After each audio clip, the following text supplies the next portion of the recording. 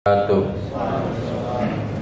Segala puji bagi Allah yang telah memberikan kita kenikmatan, kesehatan sehingga kita bisa hadir di acara yang insya Allah bahwasanya acara ini adalah kita telah berpihak pada rakyat. Mungkin di sini Pak kita akan ada secara formal dulu karena kita mencintai negara ini. Mungkin kita langsung saja gitu Pak menyanyikan lagu Indonesia Kebangsaan Indonesia Raya, lalu dilanjut dengan menyanyikan Mars Mahasiswa.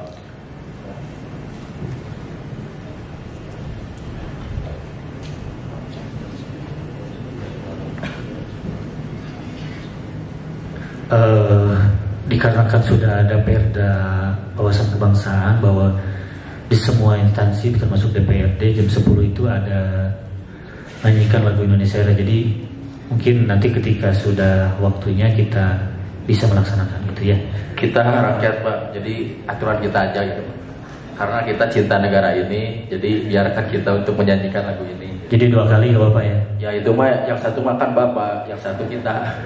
Ya silakan. Yuk para hadirin untuk berdiri dipersilakan.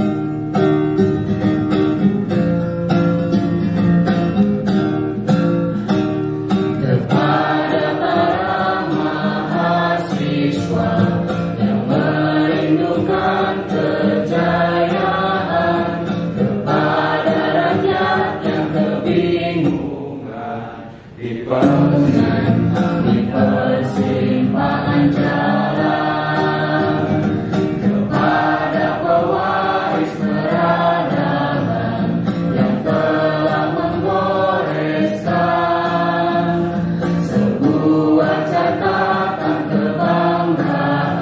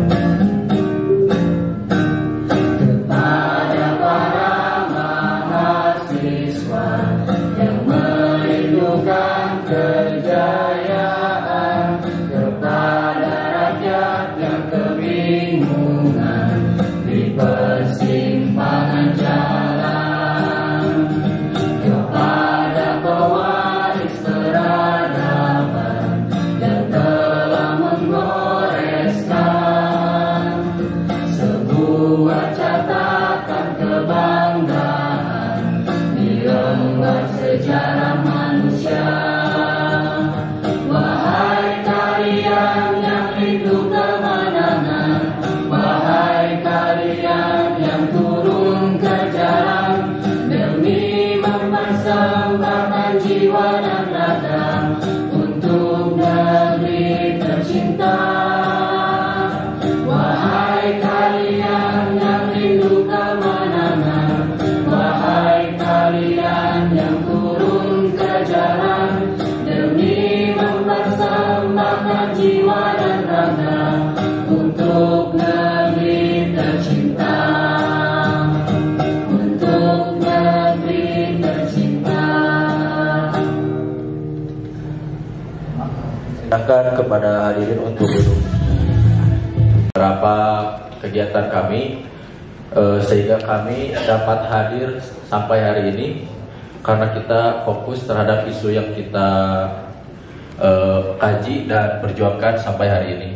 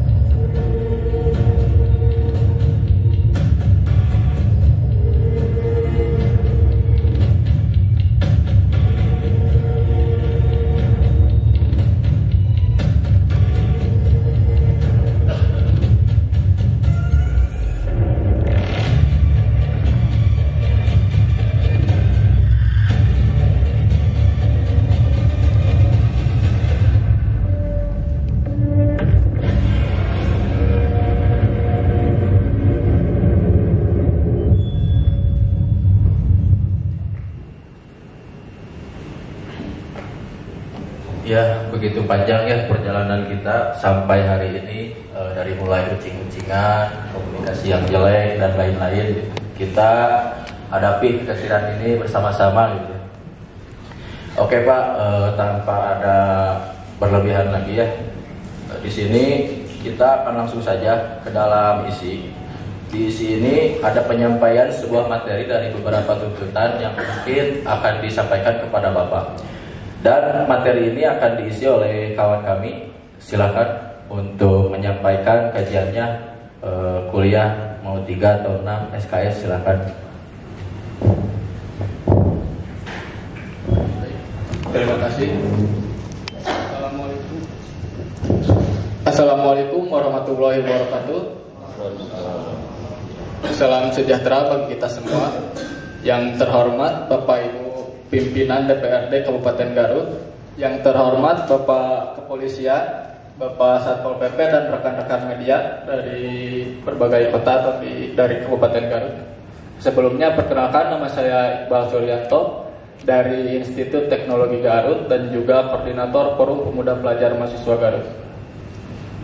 Hadirin yang berbahagia, pertama-tama marilah kita panjatkan puji syukur kehadirat Tuhan Yang Maha Esa, karena atas limpahan rahmat dan karunia-Nya kita dapat berkumpul dalam keadaan sehat walafiat dalam rangka audiensi hari ini.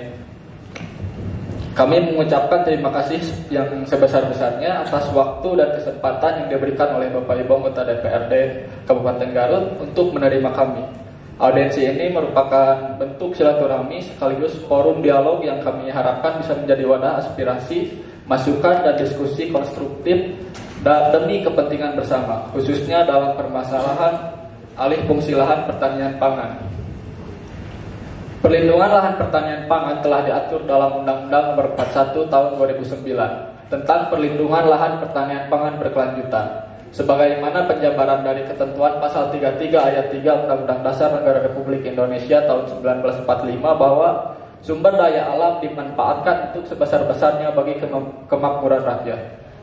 Undang-undang ini menjamin hak setiap orang atas pangan dan bertujuan mewujudkan ketahanan pangan. Hal ini berarti bahwa salah satu aspek penting dalam pembangunan ketahanan pangan adalah ketersediaan lahan pertanian. Mengingat mayoritas rakyat Indonesia mencukupi kebutuhan pangannya dengan nasi. Walaupun Undang-Undang Nomor 41 Tahun 2009 tentang perlindungan lahan pertanian pangan berkelanjutan telah dibentuk yang melarang alih fungsi lahan pertanian menjadi non-pertanian. Namun alih fungsi lahan tetap terjadi. Kondisi ini bila dibiarkan akan mengancam ketersediaan pangan dan mengganggu ketahanan pangan. Mengapa konversi lahan terus terjadi? Hal ini disebabkan karena permintaan pangan lebih cepat daripada penyediaannya. Sementara luas lahan baik padi ladang maupun padi sawah tidak bertambah, malah cenderung berkurang. Berbagai faktor penyebab alih fungsi lahan pertanian pangan antara lain pertambahan penduduk yang pesat yang membutuhkan lahan untuk perumahan, kebutuhan areal industri dan proyek infrastruktur yang ambisius dan tidak menerapkan asas keberlanjutan dan berkeadilan. Ketentuan pasal 44 Undang-Undang Nomor 41 Tahun 2009 tentang perlindungan lahan pertanian pangan berkelanjutan menegaskan bahwa lahan yang sudah ditetapkan sebagai lahan pertanian pangan dilindungi dan dilarang dialihfungsikan. Dengan mengingat sebagian besar lahan pertanian persawahan berada di daerah, maka pemerintah daerah perlu membuat kebijakan yang komprehensif melalui pembangunan regulasi perlindungan lahan pertanian dan alih fungsi lahan.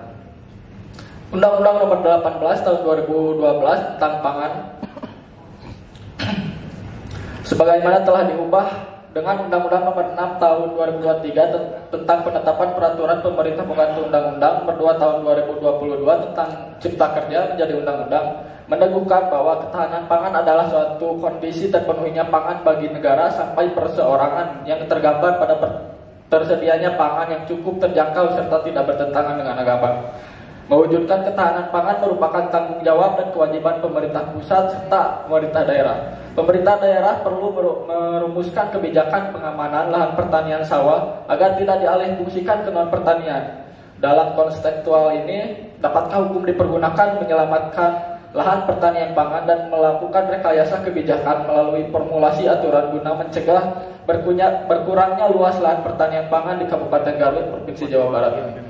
Dalam rangka pencapaian tujuan kesejahteraan, diperlukan adanya sarana berupa hukum, karena secara teknis hukum dapat memberikan atau melakukan hal-hal berikut.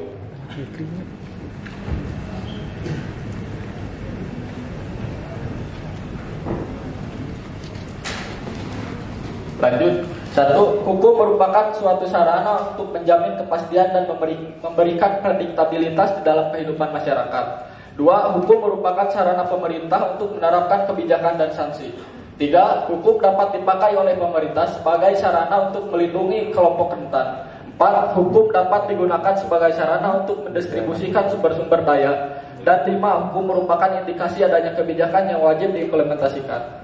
Keadaan seperti ini menyebabkan hukum merupakan kebutuhan yang fungsional bagi pemerintah dan juga pemerintah daerah, di mana hukum dipandang sebagai elemen penting dalam mewujudkan tujuan. Dengan demikian, kewajiban negara terhadap warga negara dalam melindungi dan mesejahterakan rakyatnya mempunyai dasar yang fundamental dan landasan filosofis yang kuat, karena negara dibentuk untuk mesejahterakan rakyatnya. Pelaksanaan kewajiban inilah yang menunjukkan eksistensi negara yaitu pemerintah dan pemerintah daerah. Kabupaten Garut dianugerahkan oleh Tuhan dengan sumber daya alam yang melimpah, yang seharusnya memiliki fungsi yang sangat luas dalam memenuhi berbagai kebutuhan manusia dari sisi ekonomi lahan. Lahan merupakan input tetap yang utama bagi berbagai kegiatan produksi komoditas pertanian dan non-pertanian. Banyaknya lahan yang digunakan untuk setiap kegiatan produksi tersebut secara umum merupakan permintaan turunan dari kebutuhan dan permintaan komoditas yang dihasilkan. Oleh karena itu, perkembangan kebutuhan lahan untuk setiap jenis kegiatan produksi akan ditentukan oleh perkembangan jumlah permintaan setiap komoditas. Alih fungsi lahan adalah suatu proses perubahan penggunaan lahan dari bentuk penggunaan tertentu menjadi penggunaan lainnya, misalnya ke non-pertanian. Dan biasanya dalam pengalihfungsiannya mengarah ke hal yang bersifat negatif bagi ekosistem lingkungan alam sawah itu sendiri. Konversi atau alih fungsi lahan adalah perubahan fungsi sebagian atau seluruh kawasan lahan dari fungsinya semula menjadi fungsi lain yang menjadi dampak negatif terhadap lingkungan dan potensi lahan. Alih fungsi lahan terjadi sebagai akibat pertumbuhan ekonomi dan pertumbuhan jumlah penduduk yang terus meningkat berkaitan dengan perlindungan lahan pertanian berkelanjutan. Peningkatan ketahanan pangan merupakan prioritas utama dalam pembangunan karena pangan merupakan kebutuhan yang paling mendasar bagi manusia. Ketahanan pangan diartikan sebagai tersedianya pangan dalam jumlah yang cukup, terdistribusinya dengan harga terjangkau dan aman dikonsumsi bagi setiap warga sampai tingkat rumah tangga untuk menopang aktivitasnya sehari-hari sepanjang waktu. Dalam pengertian operasional, ketahanan pangan diterjemahkan bahwa ketahanan pangan ini menyangkut ketersediaan, aksesibilitas atau keterjangkauan, dan juga stabilitas pengadaannya. Berdasarkan data yang didapatkan dari Dinas Pertanian Kabupaten Garut, luas lahan pangan pertanian atau sawah yang dilindungi di Kabupaten Garut, lahan basahnya sesuai Perda nomor 6 tahun 2019 seluas 35.703 hektar. Namun mengalami penurunan menjadi 29.499,06 hektar pada tahun 2023. Dari data tersebut menunjukkan bahwa ada penyusutan lahan pertanian pangan sebesar 11,48% selama 5 tahun terakhir. Sedangkan untuk lahan pertanian kering yang masuk kawasan pertanian pangan berkelanjutan seluas 8,942 hektar. Mengenai kajian yang sudah kita lakukan terkait alih fungsi lahan pertanian di Kabupaten Garut, adapun lokasi yang dijadikan studi kasus terkait alih fungsi lahan pertanian bertempat di Kecamatan Tarogong Kaler yang telah dilaksanakan pembangunan Jalan Ibrahim Aji. Bukan hanya dijadikan untuk pembangunan jalan, konversi lahan pertanian juga dilakukan untuk pembangunan bangunan-bangunan seperti kafe, restoran, penginapan, dan warung yang dimana itu adalah bangunan permanen. Lahan pertanian yang ada di wilayah tersebut belum dilindungi oleh Undang-Undang Nomor 41 Tahun 2009 melalui Perda Kabupaten Garut. Objek lahan pertanian selanjutnya adalah lahan pertanian yang masuk dalam proyek strategis nasional untuk pembangunan jalan tol, di mana proyek tersebut akan melintasi 7 kecamatan, diantaranya Kecamatan Leles, Kadungora, Banyuresmi, Leuwigohong, Karakwawitan, Garut Kota, dan Cilawu, dengan total luas lahan yang terdampak seluas 65 hektar. Di mana status lahan tersebut merupakan lahan pertanian pangan berkelanjutan sesuai dengan Undang-Undang Nomor 41 Tahun 2009. Dengan status lahan tersebut yang sudah dilindungi, maka dari itu harus ada lahan pengganti untuk lahan pertanian yang akan dikonversi untuk pembangunan proyek jalan tol tersebut. Dengan banyaknya praktik alih fungsi lahan pertanian di Kabupaten Garut, perlu adanya evaluasi terhadap sistem hukum yang mengatur kebijakan untuk melindungi lahan pertanian yang ada di Kabupaten Garut dengan tujuan untuk tidak melindungi lahan pertanian, untuk tidak adanya lahan pertanian yang dikonversi secara asal-asalan tanpa ada pihak yang mengawasi. Dampaknya sudah jelas terhadap luas lahan pertanian yang semakin berkurang dari tahun ke tahun. Alih fungsi lahan pertanian merupakan ancaman terhadap pencapaian ketahanan pangan dan kedaulatan pangan. Alih fungsi lahan mempunyai implikasi yang serius terhadap produksi pangan, lingkungan fisik, serta kesejahteraan masyarakat pertanian dan pedesaan yang kehidupannya bergantung pada lahannya. Urgensi perubahan terhadap peraturan daerah nomor 3 tahun 2016 tentang perlindungan lahan pertanian pangan berkelanjutan merupakan salah satu upaya yang harus dilakukan oleh pemerintah daerah Kabupaten Garut dalam menangani kasus alih fungsi lahan yang banyak terjadi dan mengalami peningkatan. Peraturan daerah dimaksud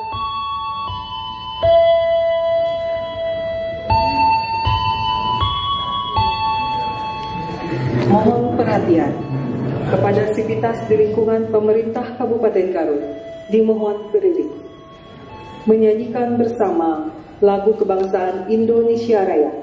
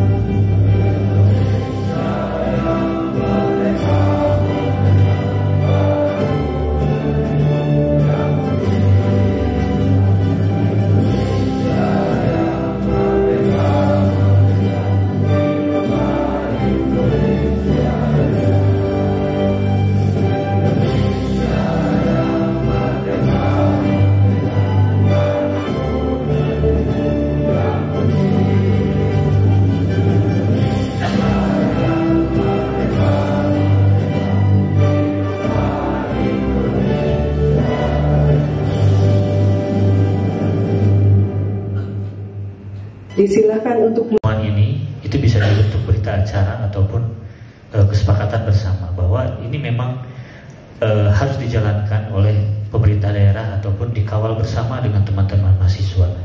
Kami tidak pernah menganggap remeh apa yang disampaikan oleh teman-teman mahasiswa.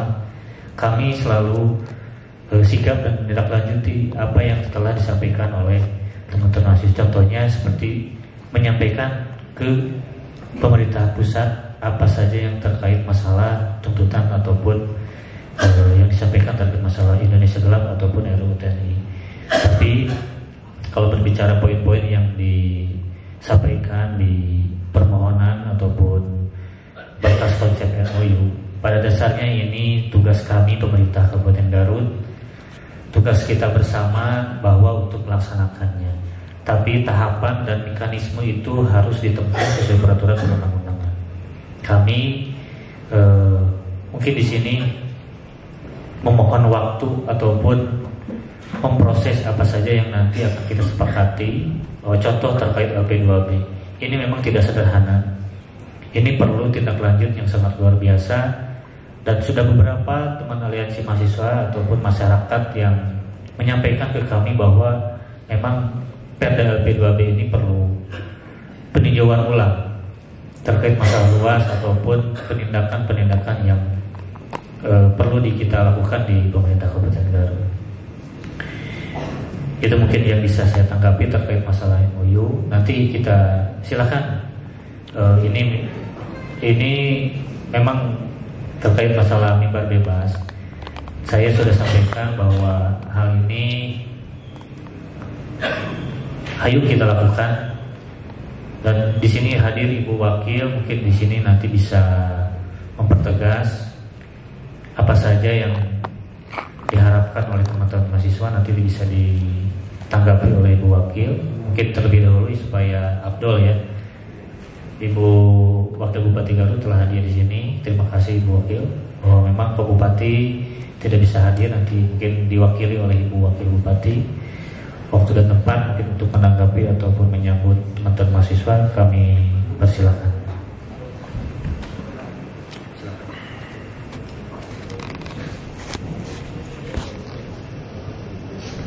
Baik, mungkin dari unsur perangkatnya dulu ya.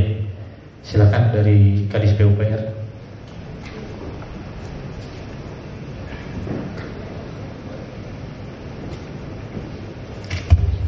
Terima kasih.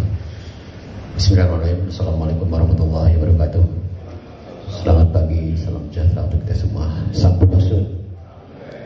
Izin yang terhormat Ibu Wakil Bupati, yang terhormat Ketua DPRD, seluruh jajaran Ketua Fraksi DPRD Kabupaten Garut, Kepala Bapeda. Seizin Ibu Wakil, kami ingin menyampaikan beberapa hal yang menjadi materi audiensi hari ini. Sobat rekan-rekan dari aliansi mahasiswa, terima kasih yang luar biasa hadirannya pada kesempatan pagi hari ini. Mungkin kalau kami terus ada di Dinas PUPR khusus yang berkaitan dengan, kalau di sini ada terkait dengan revisi Perda RT/RW ya. Tadi mungkin tidak dicantumkan di sini, tapi dalam surat ada berkenaan dengan revisi Perda RT/RW. Perlu kami sampaikan bahwa sesuai dengan ketentuan Undang-Undang tentang Penataan Ruang, bahwa RT/RW itu direview minimal per 5 tahun sekali. Dan kami sudah memiliki Perda RT/RW nomor 6 tahun 2019 tentang RT/RW sebagai perubahan atas Perda nomor 29 tahun 2011. Dan tentu saja pada kesempatan hari ini, begitu ya, atau saat ini kami sedang melakukan review terhadap RT/RW dan sekarang berada pada tahapan penyusunan materi teknis RT/RW, yang itu pun juga sedang dikoordinasikan dengan pemerintahan Provinsi Jawa Barat. Karena kemarin sudah keluar peraturan gubernur dan juga edaran dari gubernur Provinsi Jawa Barat terkait dengan review terhadap seluruh RT/RW yang ada di Provinsi Jawa Barat. Dan tentu saja ini kami kemarin sudah melakukan beberapa tahapan penyusunan, karena memang untuk penyusunan RT/RW ini, penyusunan Perda ini kan tahapnya di akhir. Kami perlu melakukan penyusunan penyusunan materi teknis sampai dengan konsultasi, baik itu ke pemerintah provinsi dan juga kementerian. Dalam hal ini kementerian itu baik itu Kementerian ATR, Kementerian KLHK, begitu ya, dan juga perlu ditunjang dengan penyusunan KLHS-nya. Jadi untuk sampai kepada nanti masukan Perda ke DPRD ini tahapnya masih cukup luar biasa panjang. Kami baru pada penyusunan materi teknis dan kami masih berkonsultasi dengan kemarin penyelesaian dengan badan BIG ya, geospasial, karena kami pun juga perlu menyepakati aspek peta dasar khususnya berkenaan dengan batas wilayah. Alhamdulillah kemarin kita sudah melakukan kesepakatan terkait dengan batas wilayah dengan 3 kabupaten kota tetangga ya, dengan Tasik, kemudian Bandung, Sumedang, 4 dengan Cianjur. Jadi 4 kabupaten, karena penyusunan RW ini tidak bisa lepas dari kesepakatan kewilayahan ya. Jadi harus sepakati dulu batas wilayahnya dengan kabupaten-kabupaten tetangga, karena berikutnya kami batas di selatan itu kan dengan Samudra Indonesia. Nah, jadi apa yang menjadi tadi materi rekan-rekan, terima kasih, apresiasi yang tidak terhingga atas masukan, saran ya dari rekan-rekan, khusus bagaimana kita bisa betul-betul menciptakan pembangunan yang berkelanjutan.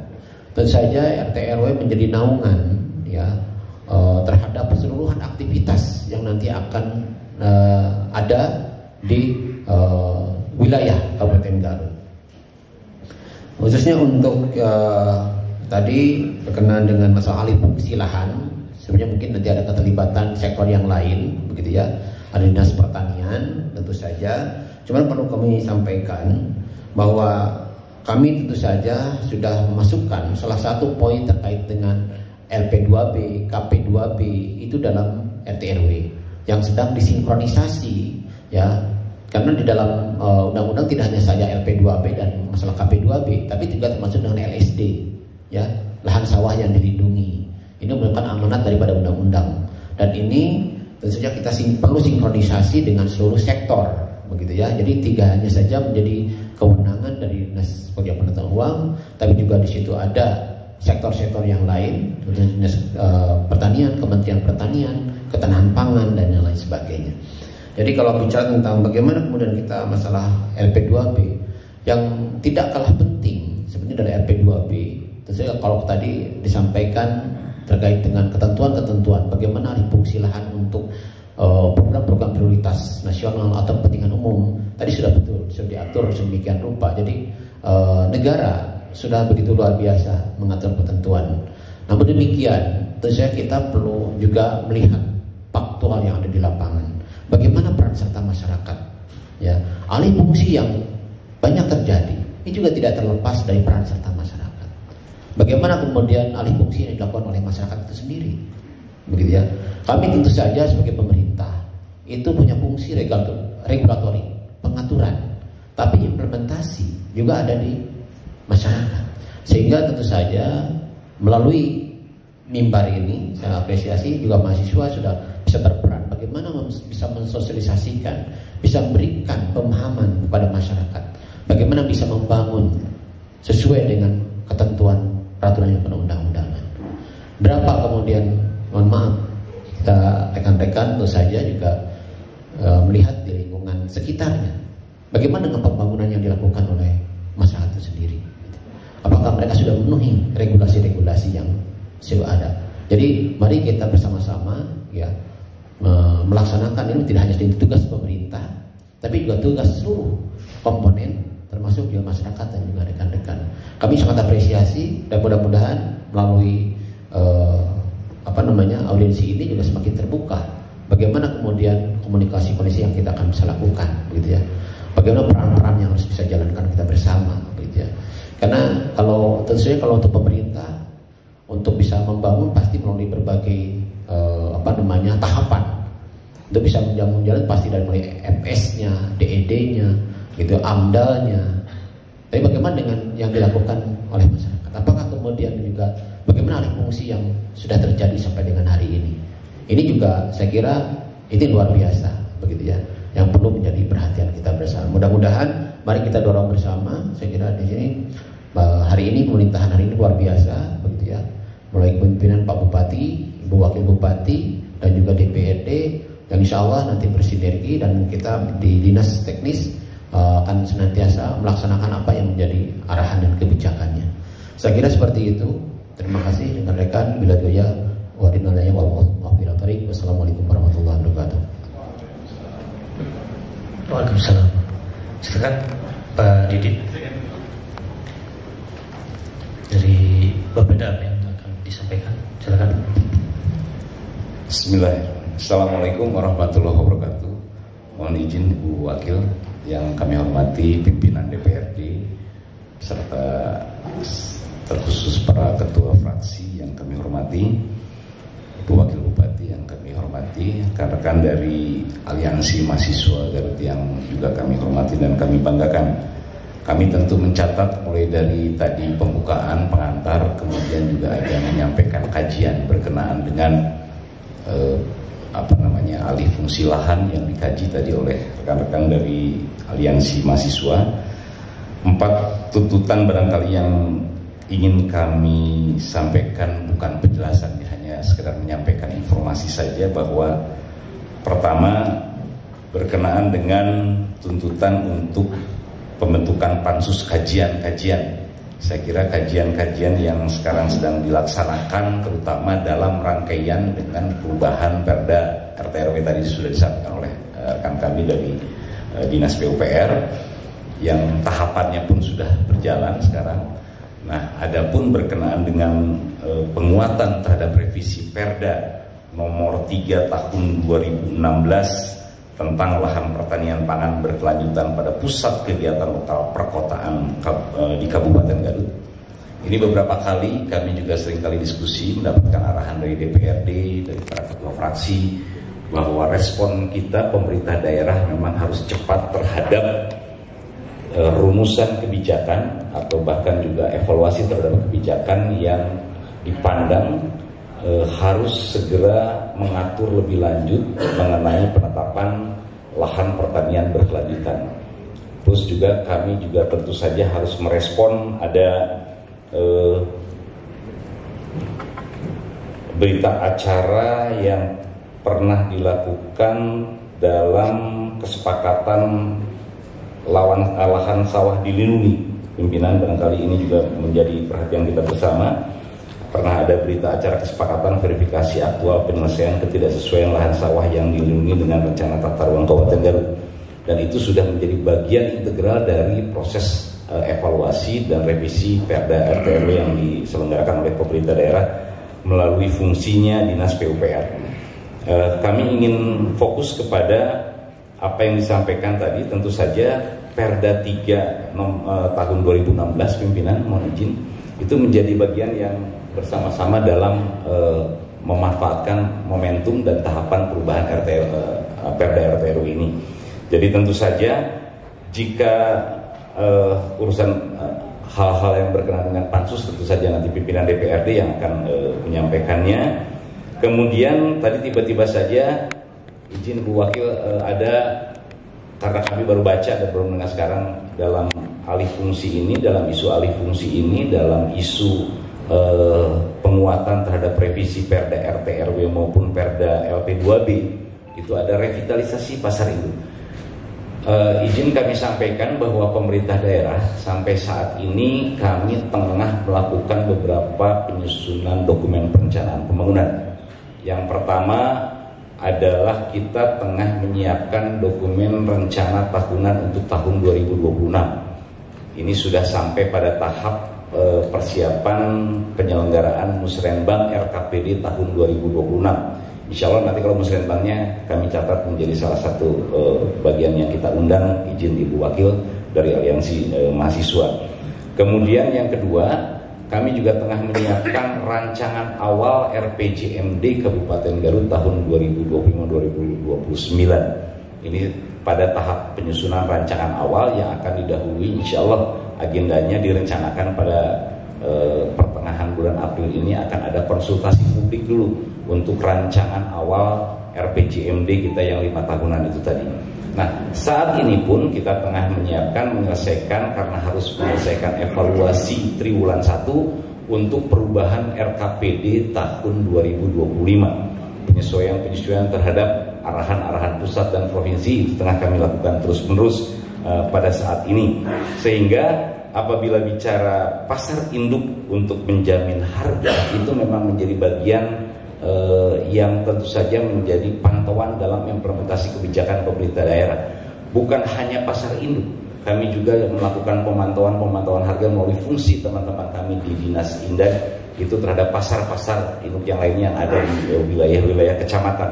Setiap minggu tim pengendalian inflasi daerah itu mendapatkan arahan dari tim pengendalian inflasi nasional, terutama di dalamnya ada bagaimana pemantauan harga. Kemarin bahkan intensif menjelang Ramadan, kemudian di Idul Fitrinya, bahkan pasca Idul Fitri pun kami sedang melakukan pemantauan kembali harga untuk mencari uraiannya, bahwa rantai pasok juga harus kita jamin, ketersediaan produksi juga harus kita jamin, ketersediaan di pasar juga harus kita jamin, bagaimana juga harga yang fluktuasi harganya juga kita kendalikan oleh pemerintah daerah. Nanti Ibu Wakil Bupati tentu akan menyampaikannya lebih jelas lagi. Kemudian yang berkenaan dengan melibatkan masyarakat dan petani dalam rumusan kebijakan, khususnya mungkin yang dimaksudkan oleh rekan-rekan aliansi ini adalah melibatkan masyarakat dan petani dalam perubahan Perda RT RW, dalam nanti perubahan Perda nomor 3 tahun 2016 berkenaan dengan LP2B. Tentu itu juga dilaksanakan sebab tata cara perumusan, apakah itu yang disampaikan rancangannya dari eksekutif, dari pemerintah daerah maupun yang inisiatif DPRD, tentu akan ada proses dalamnya public hearing. Hanya siapa saja yang mewakili masyarakat, siapa saja yang mewakili petani tentu akan dibahas lebih lanjut itu dalam prosesnya. Demikian saya kira beberapa hal yang ingin kami sampaikan berkenaan dengan 4 tuntutan tadi. Bentuk pansus nanti DPRD barangkali dapat meresponnya. Penguatan revisi Perda 3 2016 juga sekarang sedang menjadi bagian yang tidak terpisahkan dari evaluasi dan revisi Perda tata ruang. Kemudian revitalisasi pasar induk itu juga sudah menjadi bagian yang tidak terpisahkan dari penyusunan dokumen perencanaan kita, baik fisik maupun keberfungsiannya pasar induk itu sebagai lokasi tempat yang pertemuan antara penjual dengan pembeli, yang di sana ada harga yang perlu juga kita kendalikan oleh pemerintah daerah, dan pelibatan masyarakat dan petani dalam urusan kebijakan. Tentu kami mendapatkan kepastian dari pimpinan bahwa public hearing, keterlibatan masyarakat termasuk petani di dalam rumusan kebijakan itu juga akan mendapatkan ruang dan tempat yang cukup tentunya dalam rumusan kebijakan. Demikian sementara yang dapat kami sampaikan. Selebihnya nanti ada arahan dari Ibu Wakil Bupati. Terima kasih. Assalamualaikum warahmatullahi wabarakatuh.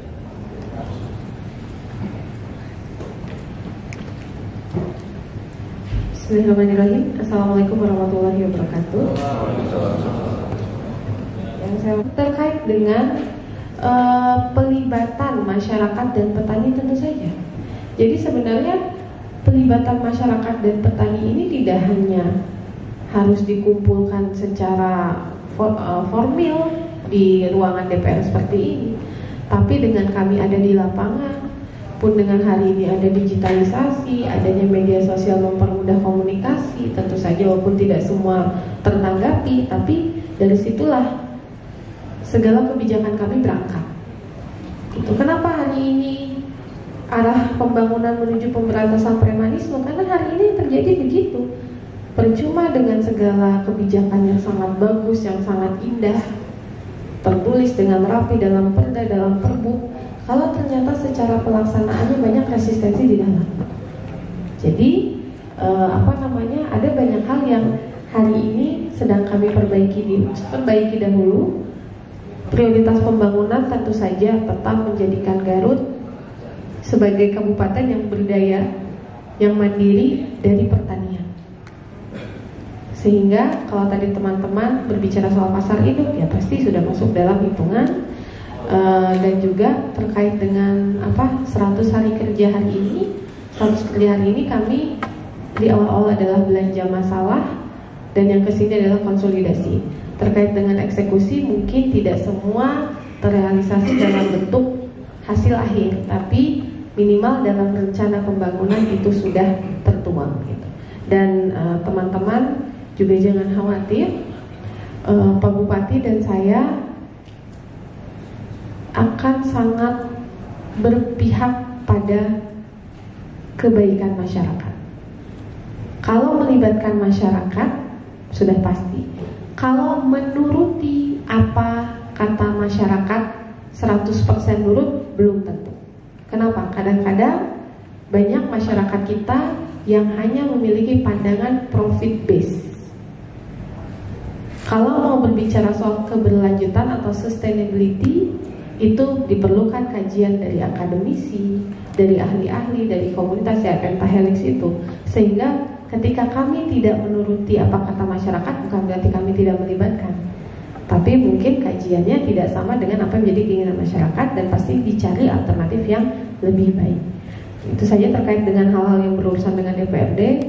Saya menyerahkan kepada rekan-rekan DPRD. Kami sebagai mitra insya Allah akan selalu kooperatif, kolaboratif, dan kami mendukung apa yang diinginkan oleh rekan-rekan mahasiswa hari ini, selama memang itu membawa kebaikan untuk masyarakat Garut. Itu saja, terima kasih. Assalamualaikum warahmatullahi wabarakatuh. Waalaikumsalam warahmatullahi wabarakatuh. Mungkin sekarang lanjut ke tanggapan dari fraksi sekarang, Ibu. Assalamualaikum warahmatullahi wabarakatuh. Ibu Wakil Bupati yang saya hormati, Ketua DPRD dan rekan Ketua Fraksi PKS yang saya hormati, Kepala Bapeda dan Kepala Dinas PUPR yang saya hormati, rekan-rekan mahasiswa yang saya cintai dan saya banggakan. Sangat menarik saya kira pada hari ini pokok-pokok pikiran yang disampaikan oleh kawan-kawan mahasiswa dengan sikap kritis terhadap bagaimana Garut ke depan tetap berada pada basis sebagai daerah agraris. Saya mengikuti bagaimana perkembangan Garut sejak tahun 2000-an. Ketika PDLB kita waktu itu sektor pertanian masih di angka 50% ke atas. Sekarang ini tahun 2025 kita bisa lihat pada data yang ada di Bapeda, saya kira sektor pertanian kita di PDLB ini tinggal berapa persen lah? 30%. Saya kira ini sebuah keniscayaan sebenarnya.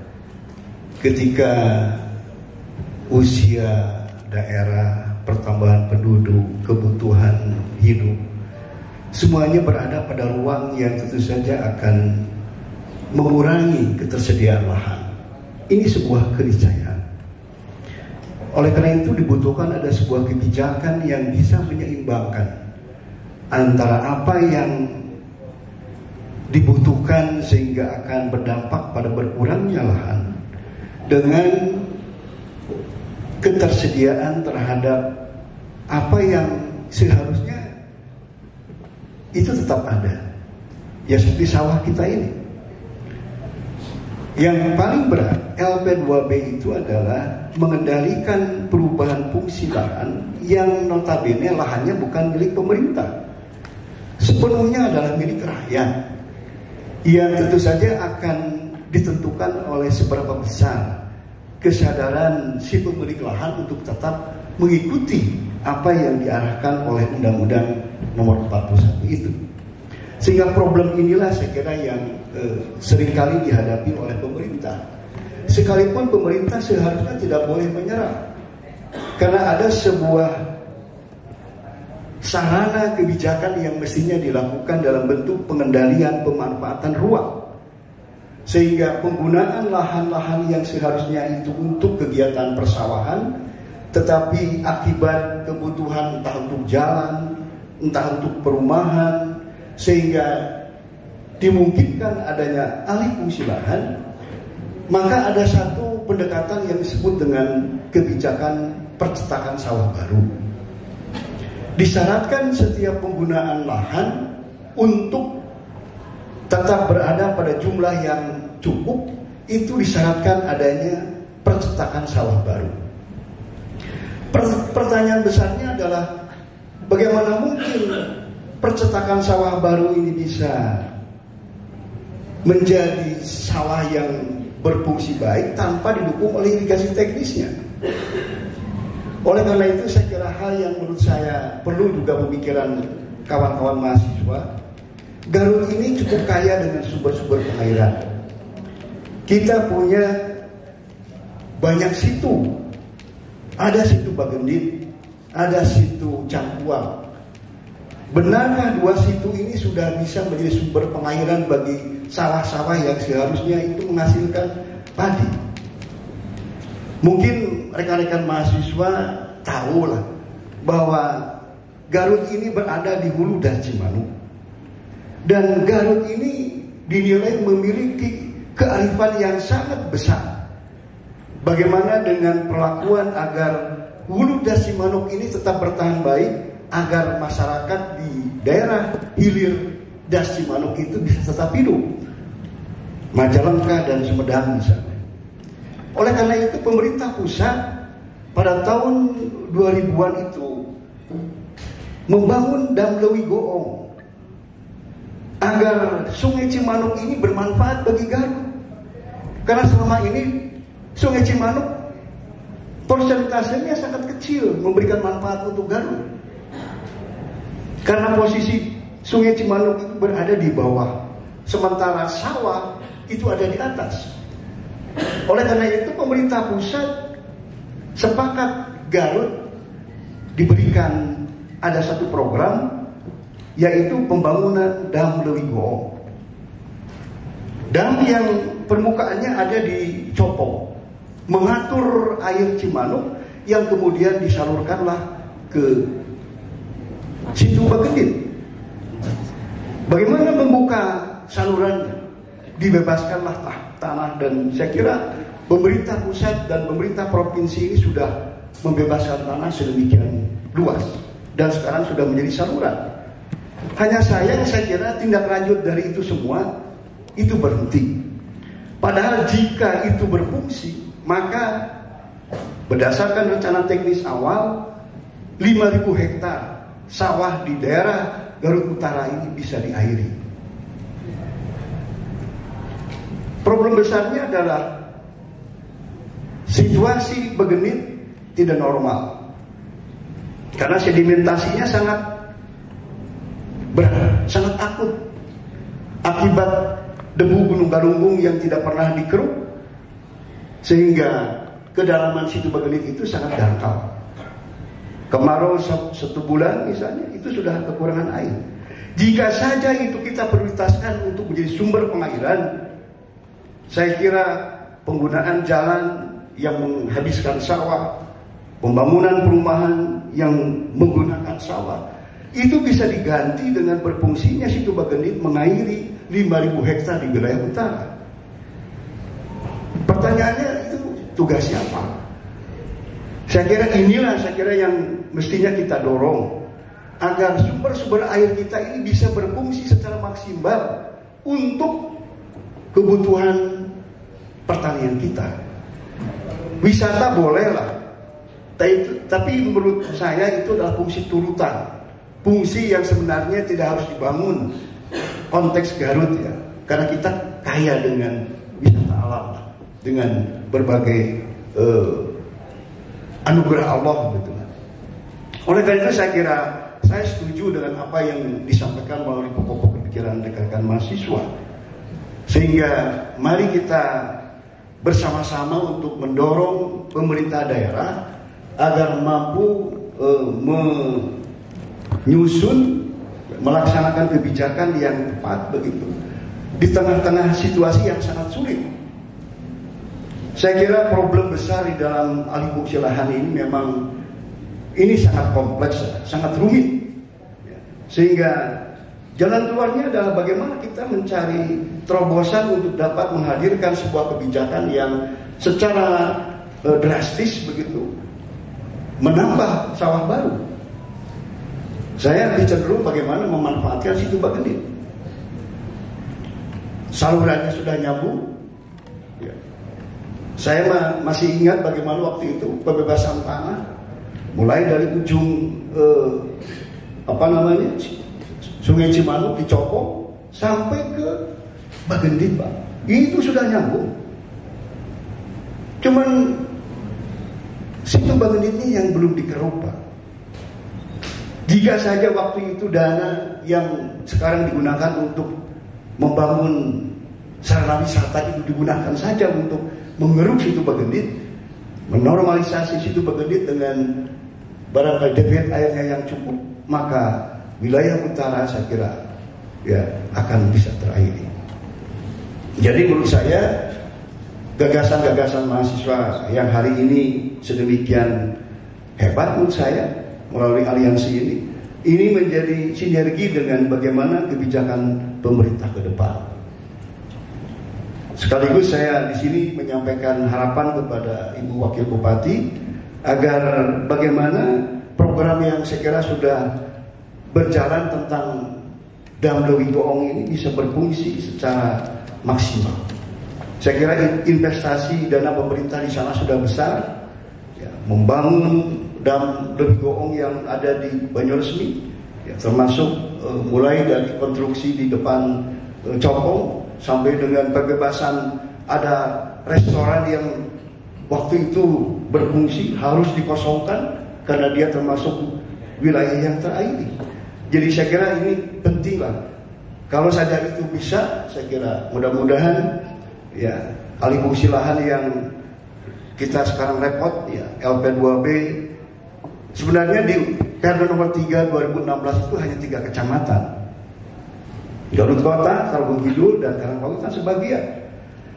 Nah, yang justru tidak terbukanya itu adalah LP2B itu disisipkan di dalam revisi RT/RW nomor 6 tahun 2019. Kasus adanya ya katakanlah persoalan di pabrik abadi Pratama itu karena keterbukaan LP2B itu tidak jelas. Sehingga ini barangkali yang perlu menjadi bahan kita, dan saya setuju atas pemikiran rekan-rekan mahasiswa agar revisi RT/RW ini sifatnya komprehensif. Ini harus menyuruh secara maksimal. Sekaligus dengan langkah-langkah apa yang dilakukan dengan kesulitan kita soal untuk mempertahankan Garut sebagai kabupaten mandiri di sektor pertanian. Kita ingin agar kebijakan ini tepat. Misalnya hutan yang gundul dihijaukan, tentu saja maksudnya di samping untuk mempertahankan struktur tanah, tapi juga untuk bisa menyimpan air. Tapi situ yang sudah ada jelas-jelas sumber air ini tidak dipelihara. Situ Cangkuang misalnya, situ Bagendit misalnya, atau situ lain yang ada di sekitar Bagendit. Ini yang mestinya harusnya dioptimalkan manfaatnya agar betul-betul menjadi sumber air dan bagi percetakan sawah. Saya kira itu tambahan dari saya. Intinya saya dari fraksi Partai Golkar sangat mengapresiasi atas pemikiran rekan-rekan mahasiswa, dan kita coba kolaborasi ya, pemikiran itu agar strategi kebijakan pembangunan ke depan ini bisa menghadirkan secara nyata Garut sebagai kabupaten mandiri di bidang pertanian. Saya demikian, terima kasih. Baik, terima kasih Pak Imad. Pak Jamal, silakan. Bismillahirrahmanirrahim. Assalamualaikum warahmatullahi wabarakatuh. Yang saya hormati Ibu Wakil Bupati Garut, yang saya hormati pimpinan DPRD Kabupaten Garut beserta Ketua Fraksi Golkar dan SKPD yang hadir, serta teman-teman mahasiswa yang saya banggakan. Berangkat dari kajian akademis yang telah teman-teman sampaikan, kami dari fraksi PKS tentu sangat mengapresiasi.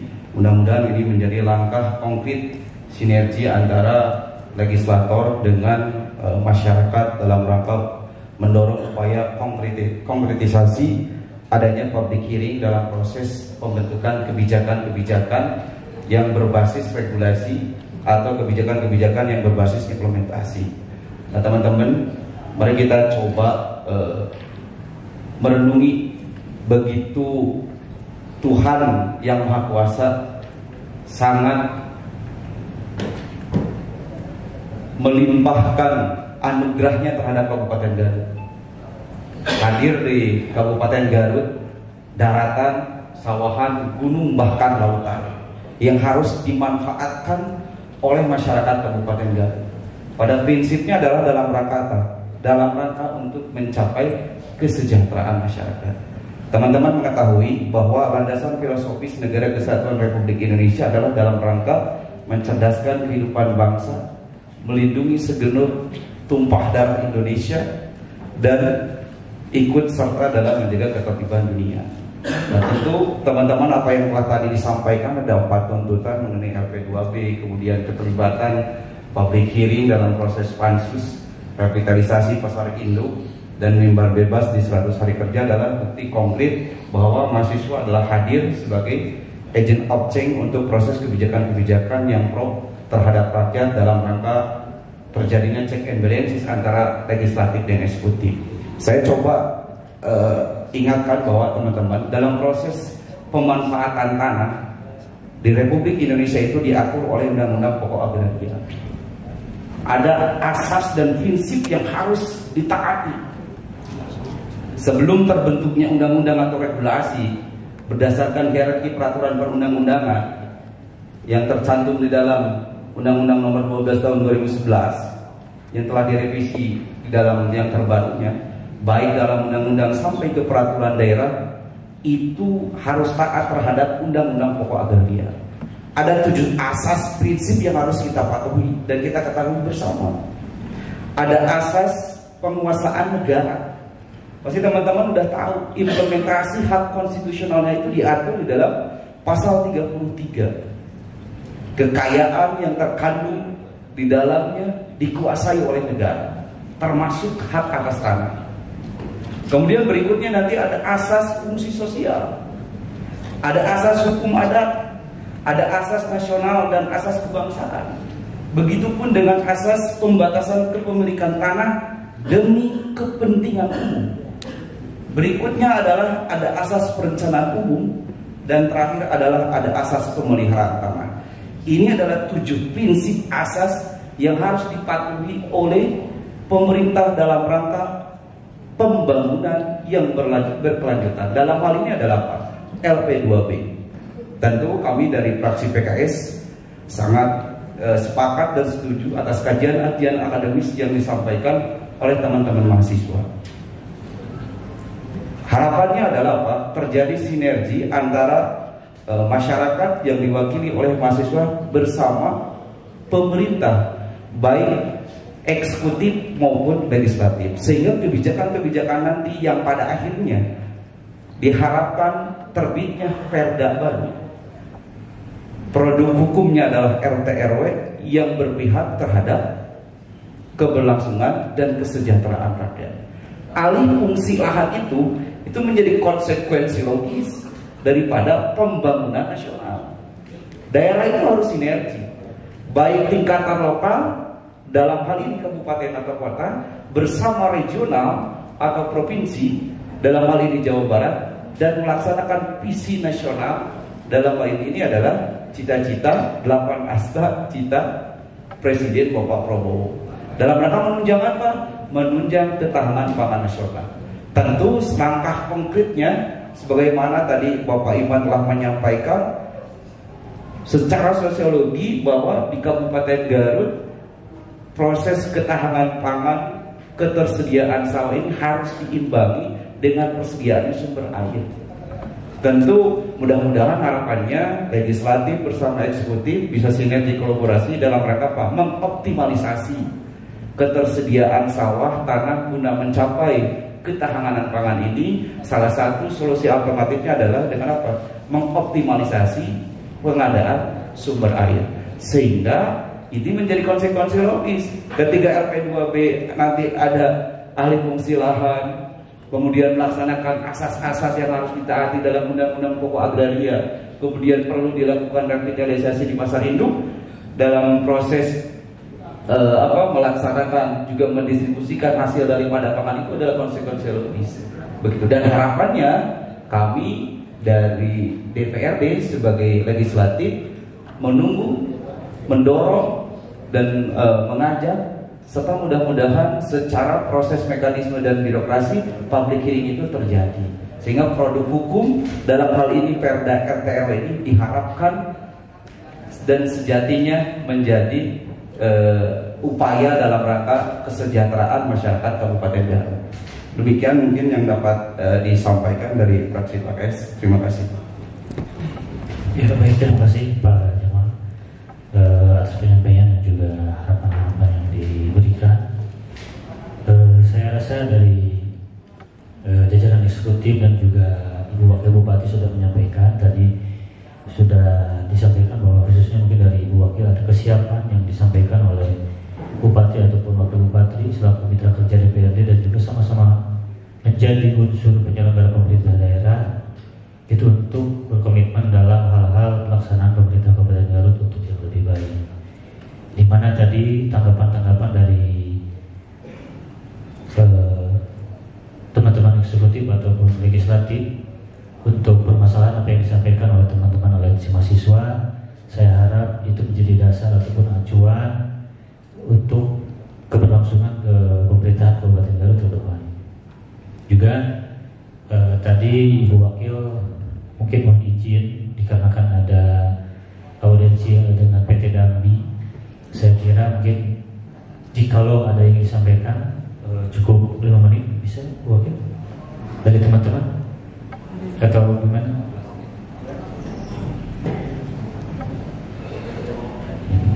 Menit ya, 5 menit ya. Jika ya nanti ditanggapi oleh teman-teman dari jajaran itu. Silakan, 5 menit ya.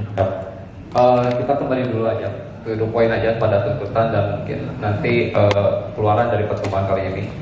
Bapak Ibu boleh dilihat juga di monitor bahwasanya ada 5 poin, 5 butir. Yang pertama mungkin itu terkait kita komitmen dengan DPRD. Yang kedua itu mendorong membentuk gugus tugas kerajaan dan persilahan.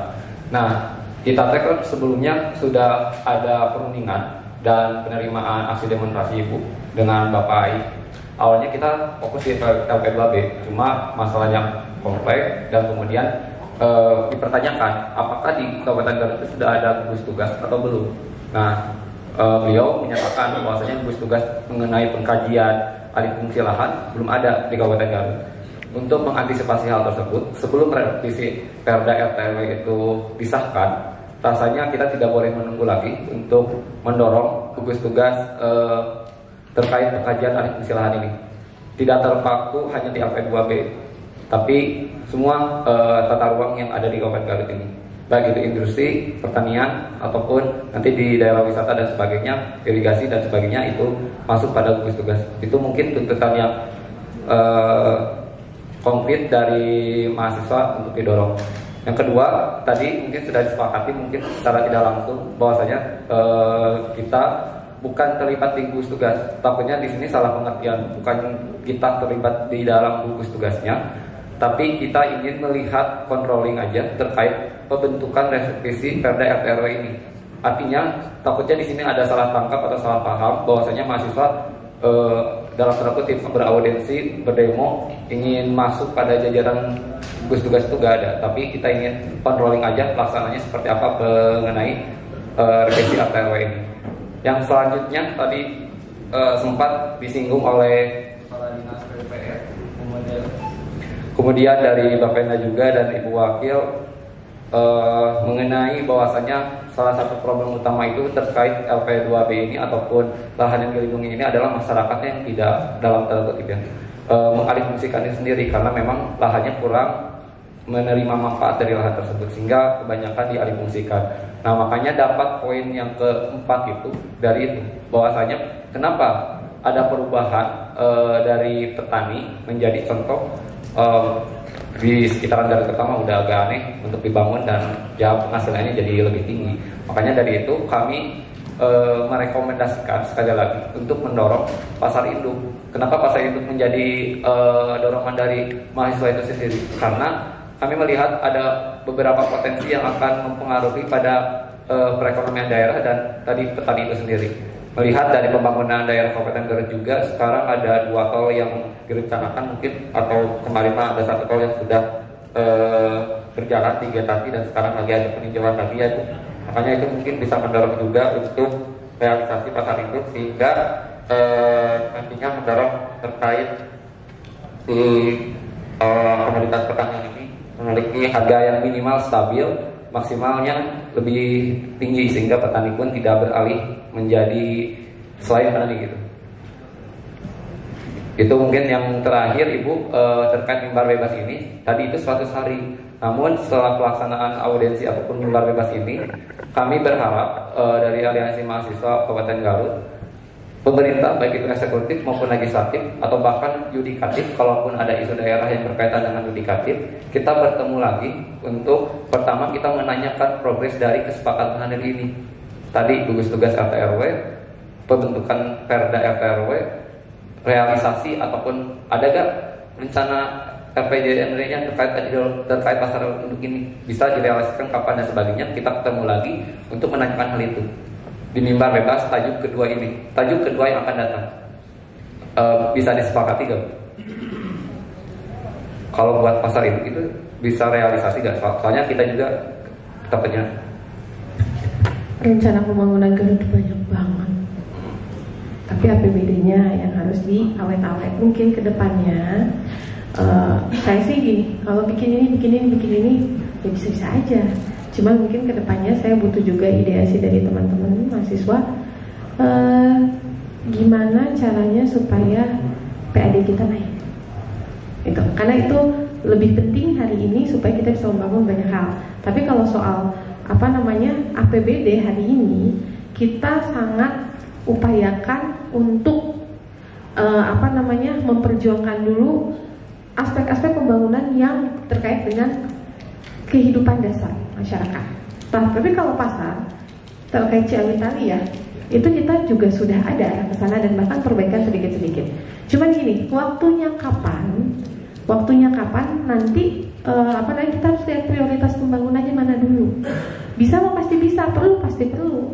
Cuman kapannya, takutnya gini, oke ngebangun pasar induk, tapi kemudian jalan-jalan yang rusak parah jadi kurang bisa kebangun, kan harus ada take and give-nya apa gitu.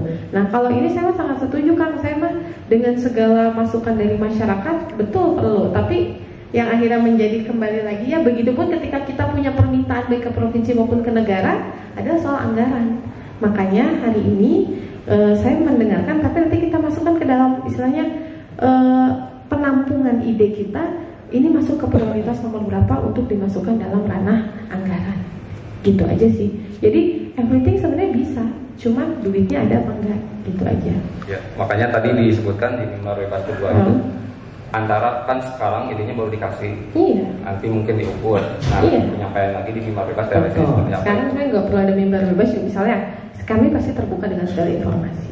Ya betul, cuma atau kesepakatan bahwa yang mana isinya ini tidak dirubah. Ini kita akan evaluasi. Saya lihat ini jangka waktunya sampai ke bulan ini tanggal 21, yang mana kita akan melaksanakan mimbar bebas yang akan dihadirkan oleh bupati atau wakil bupati untuk terkait mengevaluasi tuntutan dalam rangka 100 hari kerja pemerintah Kabupaten Garut. Saya tadi sudah sampaikan ke teman-teman fraksi, sudah dibaca, dan pada prinsipnya poin-poinnya setuju, tapi mungkin narasi di atasnya dirubah dari MOU jadi berita acara kesepakatan, itu saja. Tapi pada prinsipnya ini kesepakatan antara DPRD dengan Aliansi Mahasiswa Kabupaten Garut. Silakan, Pak.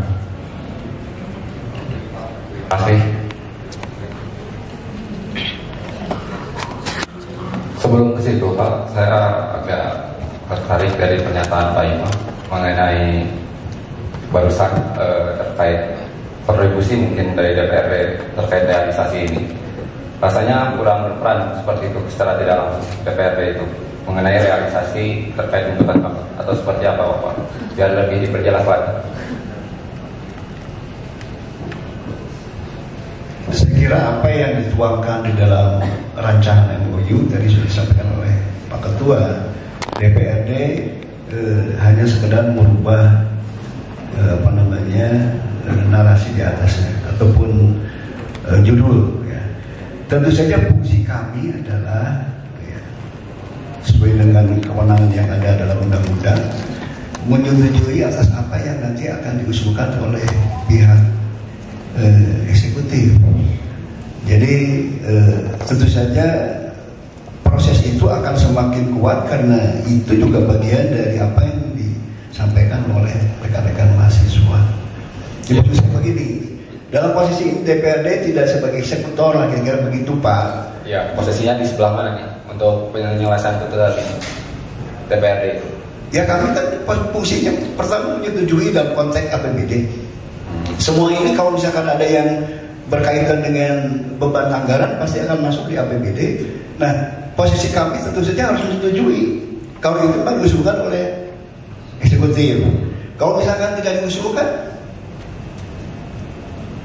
misalnya kan yang menyusun RKPD beliau-beliau lah. Barangkali nanti dalam proses menyusun RKPD melibatkan kita, gitu ya. Kita pasti di situ akan juga memasukkan ini. Tapi pada ujung akhirnya pasti itu akan ada di wilayah. Kira contohnya pengertiannya tadi Bu Putri menyebutkan soal kapasitas keuangan misalnya. DPRD kan tidak bisa memaksakan jika memang keuangan tidak ada, kira-kira begitulah. Jadi pada dasarnya DPRD pasti akan mendorong sebagaimana apa yang disampaikan oleh kawan-kawan mahasiswa. Tapi ranah teknisnya ini ada di pihak eksekutif, kira-kira begitu. Seperti contoh gugus tugas begitu ya. Itu kan melekat pada fungsi-fungsi di dinas Pak, di kegiatannya gitu. Jadi ketika sebuah rencana kegiatan masyarakat itu akan dilakukan, itu pasti akan melalui kewenangan dinas. Nah, hal yang dilakukan itu melihat kesesuaiannya dengan tata ruang. Itu sudah berjalan itu di dinas. Hanya faktanya sekarang kan kita melihat di lapangan kok begitu. Ya, LP2B diganggu, gitu kira-kira begitu ya. Makanya saya katakan ranah ini ada di ranah eksekutif. Maka akan sangat baik kalau MOU ini bersama-sama dengan eksekutif. Ya, kira begitu. Memang betul Pak seperti itu. Jadi MOU itu kita bersepakat di tiga pihak, DPR, DPRD,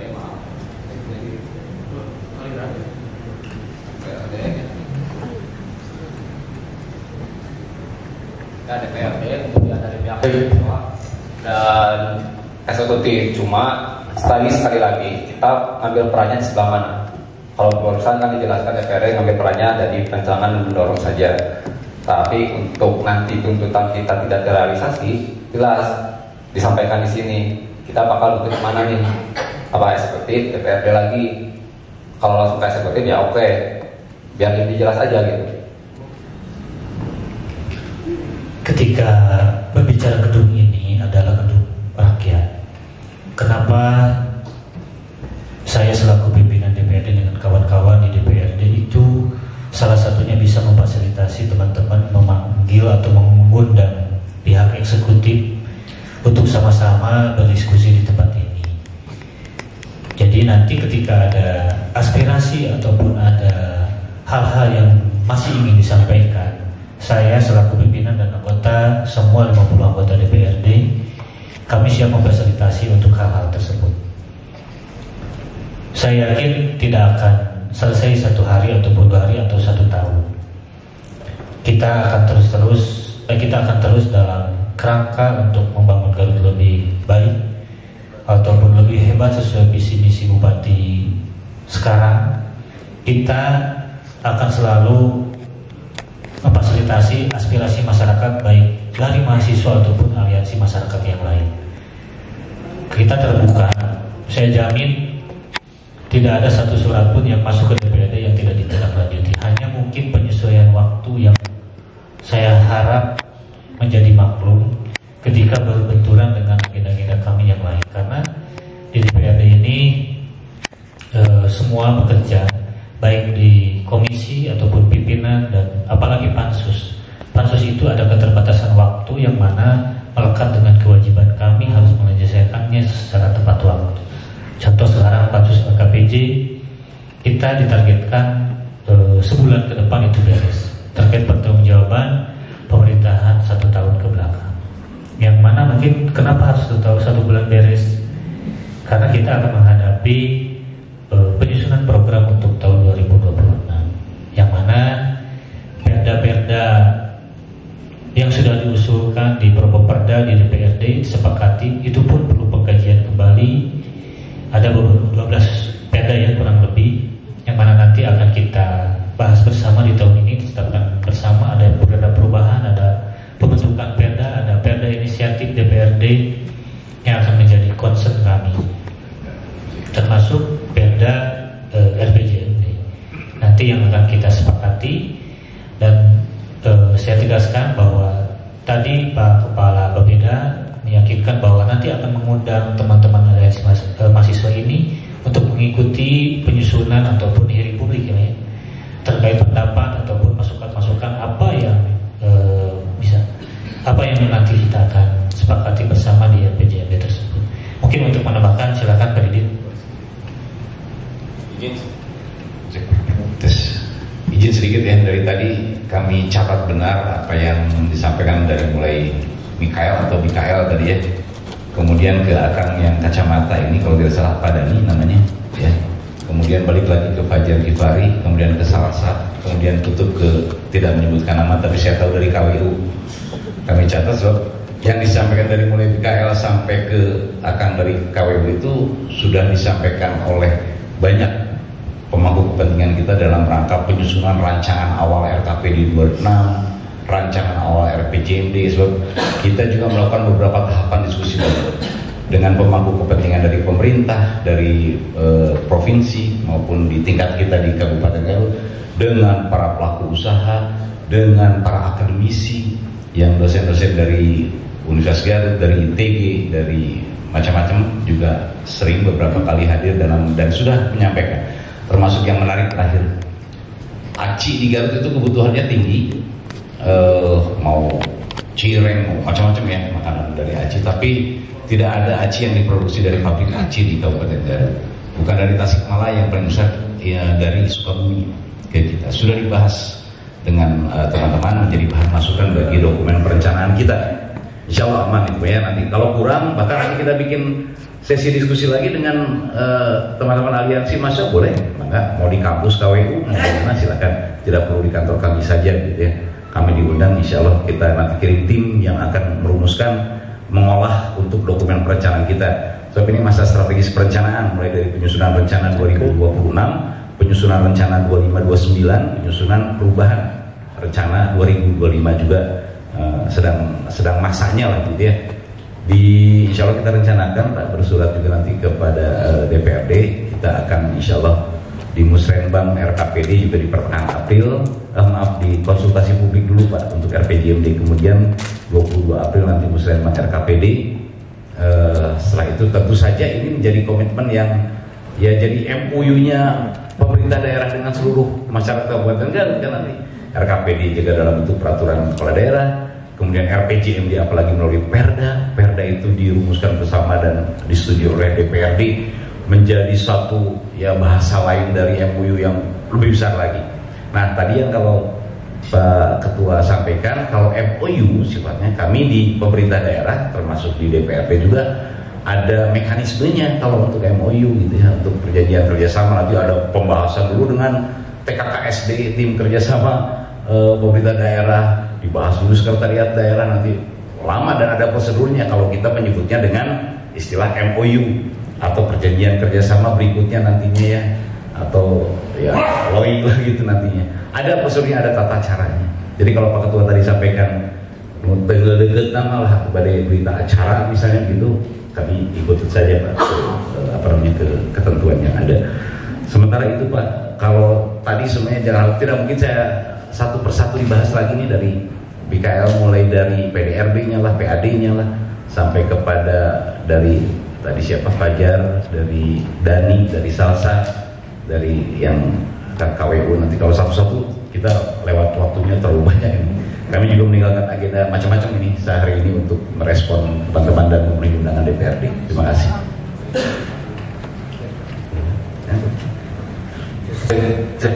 Baik, Pak Agis, bagaimana? Ya, sebenarnya Pak Agis, silakan. Terima kasih izin Pak Ketua. Seluruh rekan-rekan. Jadi kalau berkaitan dengan PUPR, saya kira kalau di layar ada dua hal yang menyangkut PUPR. Yang pertama terkait dengan masalah gugus tugas alih fungsi. Gugus tugas itu kalau yang ada, yang sekarang sudah terbentuk adalah gugus tugas reformasi agraria. Itu sudah terbentuk. Itu melibatkan banyak kelembagaan, bahkan dari mulai Kementerian ATR, BPN, begitu ya, seluruh sektor itu bahkan sudah ada. Tapi kalau berkaitan gugus tugas alih fungsi di sini, saya kira kalau misalnya itu pertanyaan apakah nanti pertanyaan memang harus ada sektoral. Tapi kalau gugus tugas berkenaan dengan masalah tata ruang itu sudah ada, ya, namanya gugus tugas reformasi agraria. Jadi saya khawatir itu melibatkan berbagai kelembagaan. Dan kemudian yang berikutnya juga kita punya disebut dengan forum penataan ruang. Itu pun juga sudah terbentuk, langsung dikepalai oleh sekretaris daerah, ya. Jadi itu yang juga akan melibatkan berbagai sektor juga. Jadi yang berikutnya kalau berkenaan dengan masalah di sini peran aktif dari sisi penyusunan penataan ruang, saya kira kami sekali lagi tadi ada beberapa tahapan yang kami lakukan dalam sisi penyusunan tata ruang, yaitu termasuk bagaimana forum konsultasi publik yang dilakukan. Dan alhamdulillah kemarin 2 tahap konsultasi publik sudah kita lakukan, baik itu dengan berbagai lembaga, dengan berbagai komponen. Kalau toh nanti sesuai dengan hasil revisi dan review daripada pemerintah, jadi masih dipandang perlu untuk dilakukan konsultasi, kami sangat membuka ruang untuk konsultasi publik. Cuman yang tentu saja yang di sini tadi bagaimana partisipasi aktif masyarakat, jadi seluruh komponen, tidak hanya saja bagaimana dalam konteks perencanaan, tapi juga bagaimana tadi sesuai dengan Pak juga berikut fraksi Golkar sampaikan bagaimana sisi aspek pengendalian dan pemanfaatan ruangnya. Ini pun juga kami sangat mengapresiasi dan mudah-mudahan ini juga bisa banyak hal yang bisa terlibat di sana. Jadi saya kira apapun nanti untuk supaya pansus, saya kira itu adalah kewenangannya di DPRD setelah nanti proses Raperda kami ajukan gitu ya. Karena saat ini masih belum pada tahap sampai kepada Raperda, masih berada pada tahap penyusunan materi teknis yang sedang kita koordinasikan dengan berbagai kelembagaan, termasuk juga dengan pemerintah Provinsi Jawa Barat. Apalagi dengan dikeluarkannya beberapa surat edaran dan instruksi gubernur berkenaan dengan masalah revisi tata ruang, termasuk juga berbagai kebijakan-kebijakan yang lainnya. Jadi saya kira itu yang perlu disampaikan. Punya hal-hal yang lain kami sudah catat, termasuk tadi mungkin sedikit yang rekan-rekan yang disampaikan, termasuk yang salah saya tadi kami menyampaikan bahwa yang namanya alih fungsi, gitu ya, tadi saya bukan hanya dilakukan oleh pemerintah, tapi juga banyak dengan masalah ini yang makanya perlu koordinasi dan komunikasi dari berbagai pihak, bukan masalah menjaga masyarakatnya, tapi juga ini peran seluruh pihak, ya. Ada peran pemerintah, ada peran masyarakat, jadi peran seluruh sektor di sana, gitu ya. Jadi kami sangat apresiasi kepada seluruh rekan-rekan, dan tentu saja kalau kita bicara tentang jauh ke depan, gitu ya, khususnya bagaimana kita bisa membangun, saya sangat sepakat dengan Pak Ketua Fraksi Golkar, bagaimana kita untuk bisa membangun ketahanan pangan, ya, bagaimana kita bisa menciptakan lahan pertanian yang baru. Penciptaan lahan pertanian baru tidak hanya aspek ketersediaan lahan, tapi juga bagaimana infrastruktur pendukungnya. Kita membangun lahan pertanian kalau tidak dibangun dengan irigasi yang baik, itu pun juga akhirnya akan terbengkalai, begitu ya. Karena membangun suatu lahannya tidak banyak faktor, begitu ya. Apalagi kalau kita bicara tentang tahanan pangan. ketahanan pangan itu sangat banyak sekali faktornya, ya. Kita kalau kita bicara tentang ketersediaan, availability, berbicara tentang bagaimana keterjangkauan, bagaimana tentang pemanfaatan, bagaimana tentang stabilisasi. Jadi bicara tentang ketahanan pangan itu bicara tentang multi sektor yang luar biasa. Bicara tentang ketahanan tidak hanya saja aspek ketersediaan lahan, itu hanya salah satu faktor kecil saja dari sisi aspek ketahanan pangan. Tapi faktor yang lain lagi, bagaimana sisi aspek produktivitasnya lahan itu, ya. Kita tahu betul produktivitas tadi saya sampaikan oleh Ketua Fraksi Golkar. Tadi kita sudah bangun Bendung Copong. Bendung Copong itu direncanakan akan bisa membangun kurang lebih 6.000 hektar sawah, ya, yang ada di Cibatu, di Cibiu, di Ligong, di Banyumas dan lain sebagainya. Tapi sampai dengan hari ini memang saluran primer, sekunder, tersiernya belum terbangun, sehingga belum bisa termanfaatkan dengan baik. 6.000 sawah yang direncanakan masih belum bisa terbangun. Nah, kemudian juga kita bisa melihat sisi yang lain, efektivitasnya. Bagaimana kemudian tingkat produktivitas lahan pertanian kita. Indeks pertanaman kita masih di 1,2. Ya, artinya dalam setahun itu baru 1 kali lebih, enggak 2 kali. Harapannya ke depan kalau itu bagus dengan dukungan infrastrukturnya, itu bisa mencapai 2 bahkan lebih, ya, 2 kali lah. Itu kan bagaimana dengan sisi aspek produktivitas, gitu ya. Jadi tidak hanya aspek, tapi kemudian yang lainnya, bagaimana sisi aspek kualitasnya, ya. Bagaimana tingkat produktivitas itu tidak hanya saja masa tanamnya, tapi juga bagaimana capaian per hektarnya. Hari ini berapa sih produktivitas per hektarnya? Mungkin 5 ton, 6 ton, 7 ton, bahkan kan gitu ya. Jadi kalau kita berbicara tentang aspek pertanian ini luar biasa, begitu ya. Kemudian yang lainnya, bagaimana sisi aspek ekonomi masyarakat. Jadi kalau bicara tentang pangan itu mungkin bisa 1-2 mata kuliah yang bisa di rekan-rekan lagi. Tapi mari kita akan diskusi ke sana. Tapi insya Allah kita pemerintah senantiasa mendukung bagaimana upaya-upaya pemerintah untuk bisa mewujudkan aspek ketahanan pangan tadi. Misal kalau kemarin kita mengikuti panen rayanya arahan Pak Presiden, termasuk juga Pak Gubernur, bagaimana hari ini misalkan kita kekurangan tenaga kerja di sektor pertanian. Lahan di Garut saja sekarang sudah sulit dicari, itu tenaga kerja yang nandur. Itu sudah sulit, gitu ya. Untuk nandur saja sudah sulit, gitu ya. Sekarang tenaga kerja pertanian itu kebanyakan usia-usia rentang 50 tahun ke atas. Bagaimana dengan produktivitas? Nah, ini yang saya kira menjadi banyak hal. Bisa kemarin Pak Gubernur juga mensitir berbagai hal berkenaan dengan kondisi pertanian yang ada di kita.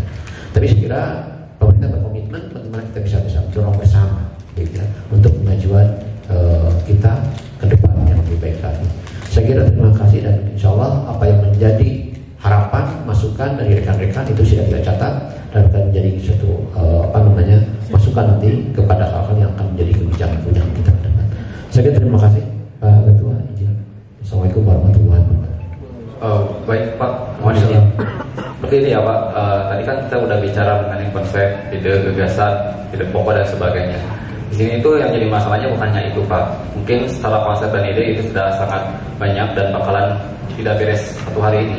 Cuma yang jadi poin yang kedua yang ingin dipermasalahkan ataupun tidak ingin dipertanyakan adalah mengenai implementasi tuntutan kami. Nah, implementasi tuntutan kami ini mau kapan eksekusinya, menyanggupinya seperti apa dan sebagainya. Oke, kita katakanlah diterima dalam halnya ide pokok dan gagasannya.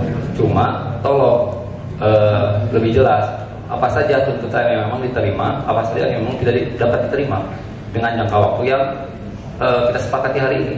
Karena mohon izin, trauma oleh Ketua DPRD Kabupaten Garut yang sudah dijanjikan kami terima yang narasinya, kami terima kajiannya.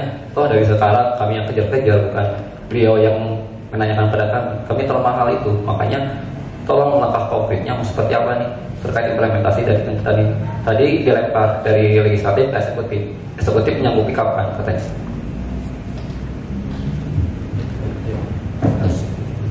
Ya, begini.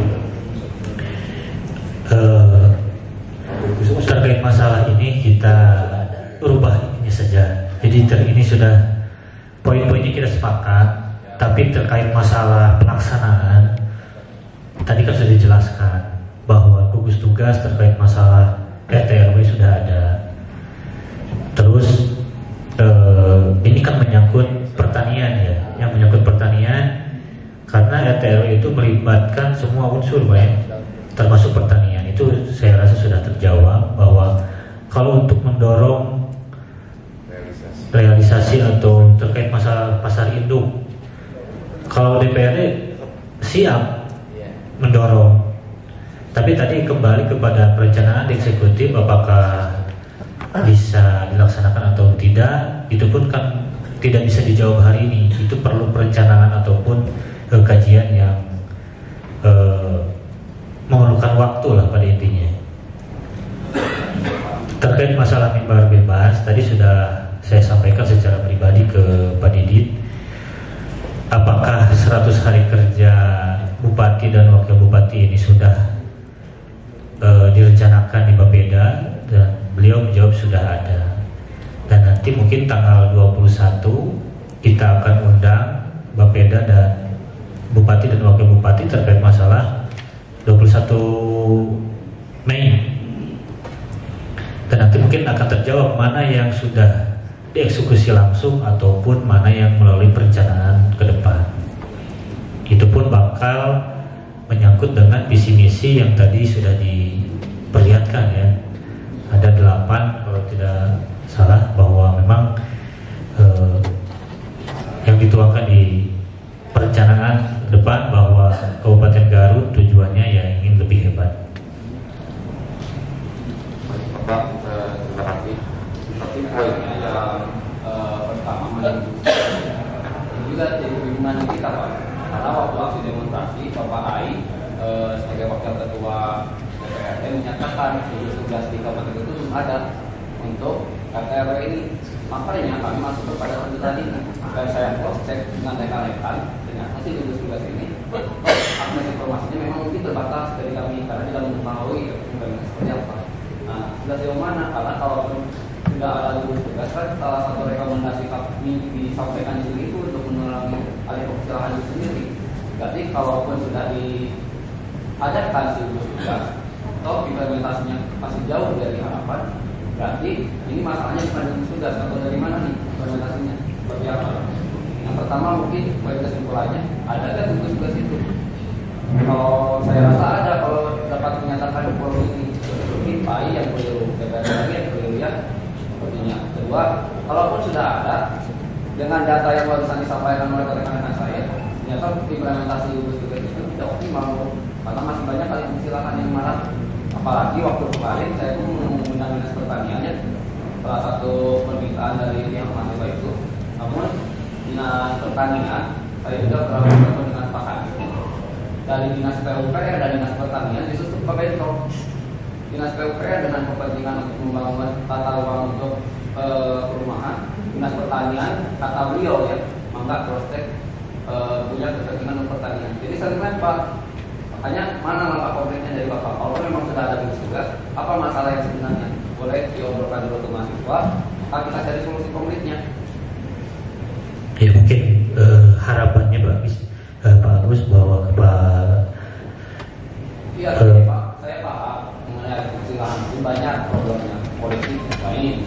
Tadi disebutkan ada mafia dan sebagainya. Terlalu jauh ke situnya karena pembuktiannya bisa jadi tidak ada, tapi kenyataannya ada.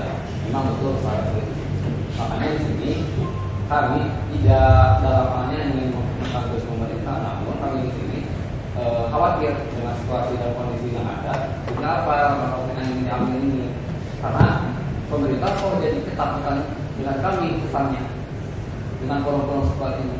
Seharusnya ya kita terbuka saja gitu, terbuka aja. Kalau mau takut jangan takut, kami tidak punya apa-apa di belakang layar ini. Ya, silakan Pak. Ya, terima kasih izin Pak Ketua. Gugus tugas yang dibahas. Ya, kami sampaikan tadi bahwa gugus tugas itu kan ada dasarnya pembentukan itu. Segala sesuatu bentukan itu ada dasarnya. Ya, jadi gugus tugas yang ada di kami, saya sampaikan bahwa adalah gugus tugas reformasi agraria. yang menyangkut seluruh aspek pertanahan, tidak hanya saja menyangkut alih fungsi di dalamnya.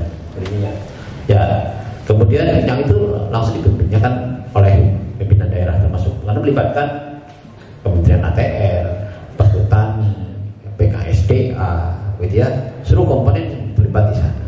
Jadi saya sampaikan bahwa kalau gugus tugas alih fungsi, itu memang tidak ada gugus tugas alih fungsi karena memang dasar harus ada dasarnya. Pembentukan gugus tugasnya harus ada dasar pembentuknya, apa perintah undang-undangnya misalkan kan itu kan izin. Jadi kalau yang ada sudah terbentuk itu adalah gugus tugas reformasi agraria. Saya catat di situ ya. Yang kedua yang sudah terbentuk adalah forum koordinasi penataan ruang. Itu juga melibatkan berbagai sektor. Nah, kalau mempertanyakan sekarang mengenai masih terjadinya alih fungsi, kita itu harus menyusun pada data, case by case, ya. Jadi yang nanti dipertanyakan rekan-rekan itu alih fungsi lahan yang mana? Karena pasti ada hal yang kemudian harus kita runut. Karena setiap perizinan yang dikeluarkan itu sudah melalui tahapan berbagai rekomendasi, ya. Kami di PUPR itu merekomendasi dari mulai keterangan ruang kota, pel banjir, irigasi teknis, begitu ya. Kemudian sampai kepada teknis bangunan. Adapun rekomendasi yang lain, rekomendasi lahan pertanian, rekomendasi yang lainnya ada di sektor yang lainnya, begitu ya. Jadi kalau misalnya tadi dikatakan ada tumpang tindih ataupun juga benturan, ya karena memang rekomendasinya itu dikeluarkan berbasis pada kewenangan masing-masing sektor, begitu ya. Jadi rekan-rekan, kalau bicara tentang hari ini masih terjadi alih fungsi yang mana, mari kita runut Pak. Tidak bisa kita bicara tentang hal global, karena berbicara alih fungsi harus berbicara tentang case by case-nya, ya. Karena ini pasti nanti pemanfaatannya apa, lahan di mana, bagaimana kemudian runutannya, gitu ya. Pasti ada riwayatnya, begitu ya. Jadi kan nanti apalagi kalau rekan-rekan yang namanya mahasiswa, tertarik pasti berbasis pada data, berbasis pada hasil survei, begitu ya. Kita tidak bisa bicara kemudian secara global, karena tentu saja kita akan bicara, oh ini alih fungsi di sini, maka kita akan lihat runut apa faktor penyebabnya, gitu ya. Kita tidak bisa dengan satu faktor yang sama, begitu ya. Jadi mohon kalau ada data-data berkait dengan alih fungsi Pak, ini alih fungsi di mana, ya titiknya di mana, kemana? Karena fungsinya itu berbeda-beda tadi. Kalau sebenarnya yang lebih tepatnya itu bukan alih fungsi, alih peruntukan. Karena fungsi itu hanya dua, fungsi kawasan lindung dan fungsi budidaya. Cuma dari budidaya itu banyak penentukannya. Budidaya pertanian, budidaya perekonomian, kemudian juga ada perumahan, ada komersil dan sebagainya. Jadi yang lebih tepatnya adalah alih peruntukan lahan. Tapi juga ada juga dari fungsi kawasan lindung ke fungsi budidaya, begitu ya. Tapi juga ada yang bergeser di dalam satu fungsi. Tadi fungsi budidaya, sama-sama fungsi budidaya, tapi budidaya pertanian bergeser ke pemukiman, bergeser ke perekonomian. Nah makanya ini kita tidak bisa diglobalisasi. Gitu. Selamat siang teman-teman semuanya, teman-teman LNC Mahasiswa Kabupaten Garut dan para pimpinan yang terhormat di depan. Sedikitnya mungkin di sini sepatah dua kata dari teman-teman dirangkum untuk di closing sebelum kegiatan selesai. Kita nggak pakai sound ya, langsung aja Bapak. Karena ini juga kegiatan simbolik yang dilakukan di dalam ruangan, jadi tidak terlalu banyak properti dan tidak terlalu banyak tingkah yang akan dilakukan, hanya saja sedikit berbicara di akhir. Bismillahirrahmanirrahim.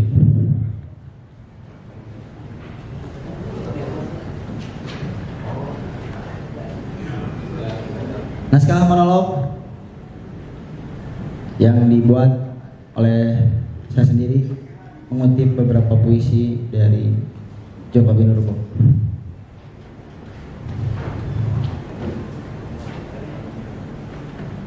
Jika saya terpilih, bla bla bla bla bla, Jika saya mendapatkan amanah, bla bla bla bla bla. Pemilu adalah orang yang pekerjaan, hobi atau keahliannya membuat pilu orang lain. Bla bla bla bla telah memilukan kita. Puisi dari Joko Pinurbo. Mudah-mudahan apapun yang telah kita usahakan dan yang telah terjadi hari ini bukan ada di Kabupaten Garut, dan mudah-mudahan tidak ada bla bla bla bla bla di Kabupaten Garut. Amin. Amin. Di bawah langit yang semakin mendung, suara-suara muda bergemuruh. Teriak lantang penuh harap, tapi hampa bagai angin yang terbuang. Mahasiswa berdiri di garis depan, memikul cita-cita yang tak kunjung dipenuhi.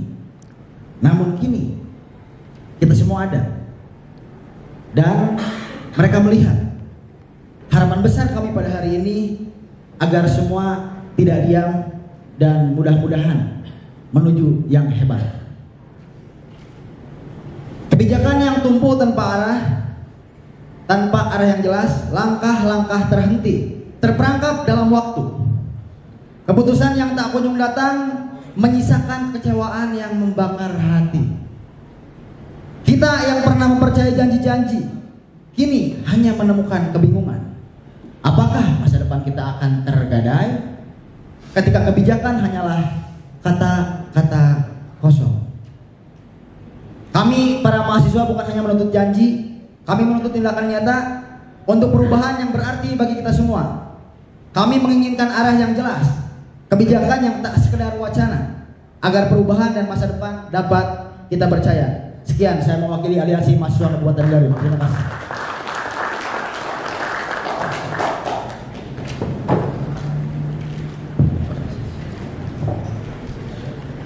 Baik rekan-rekan, mungkin biar diperjelas saja, karena mungkin kalau kita terus-terusan bersikukuh mengenai MOU dan tidak akan ada selesai. Yang penting kita mungkin implementasinya dulu. Para pimpinan yang di depan sudah sepakat untuk dapat mengimplementasikan tuntutan kita, namun mungkin form resminya bukan di MOU tapi di berita acara. Tinggal tanggal 21 Mei kita tanyakan progresnya. Jadi bukan kita yang memaparkan terlebih dahulu, tapi dari para SKPD dan pimpinan Dewan yang memaparkan mengenai progres tuntutannya. Sepakat kawan-kawan? Sudah. Baik, terima kasih.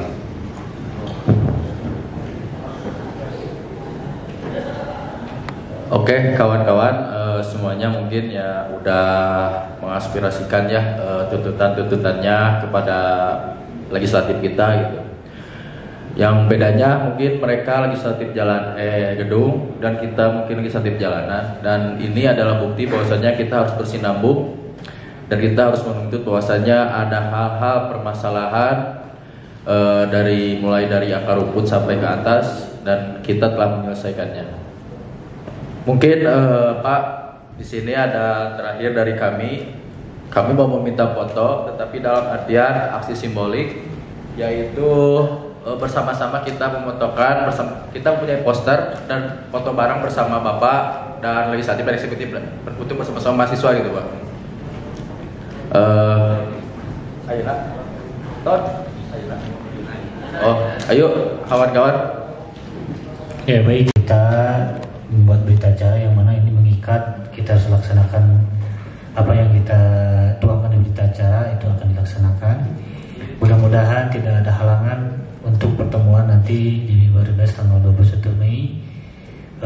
Terkait penjadwalan itu nanti kita akan sama-sama sampaikan bahwa hasil kesepakatan hari ini ada beberapa poin yang sudah ditandatangani oleh kami di depan, ataupun nanti akan ada yang menyusul karena Ibu Putri sudah pulang, itu bisa disusulkan nanti oleh sekretariat.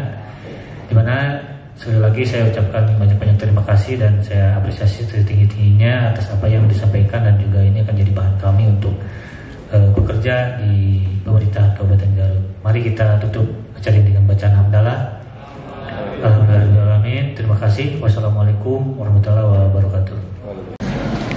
Jadi tadi ada yang dikonsenkan terkait masalah perubahan tata ruang, yang mana tadi sudah dijelaskan lagi berproses di dinas terkait atau eksekutif, dan kita akan pasti membahas membentuk pansus ketika perda itu sudah diserahkan rancangannya, ya, rancangan perda itu.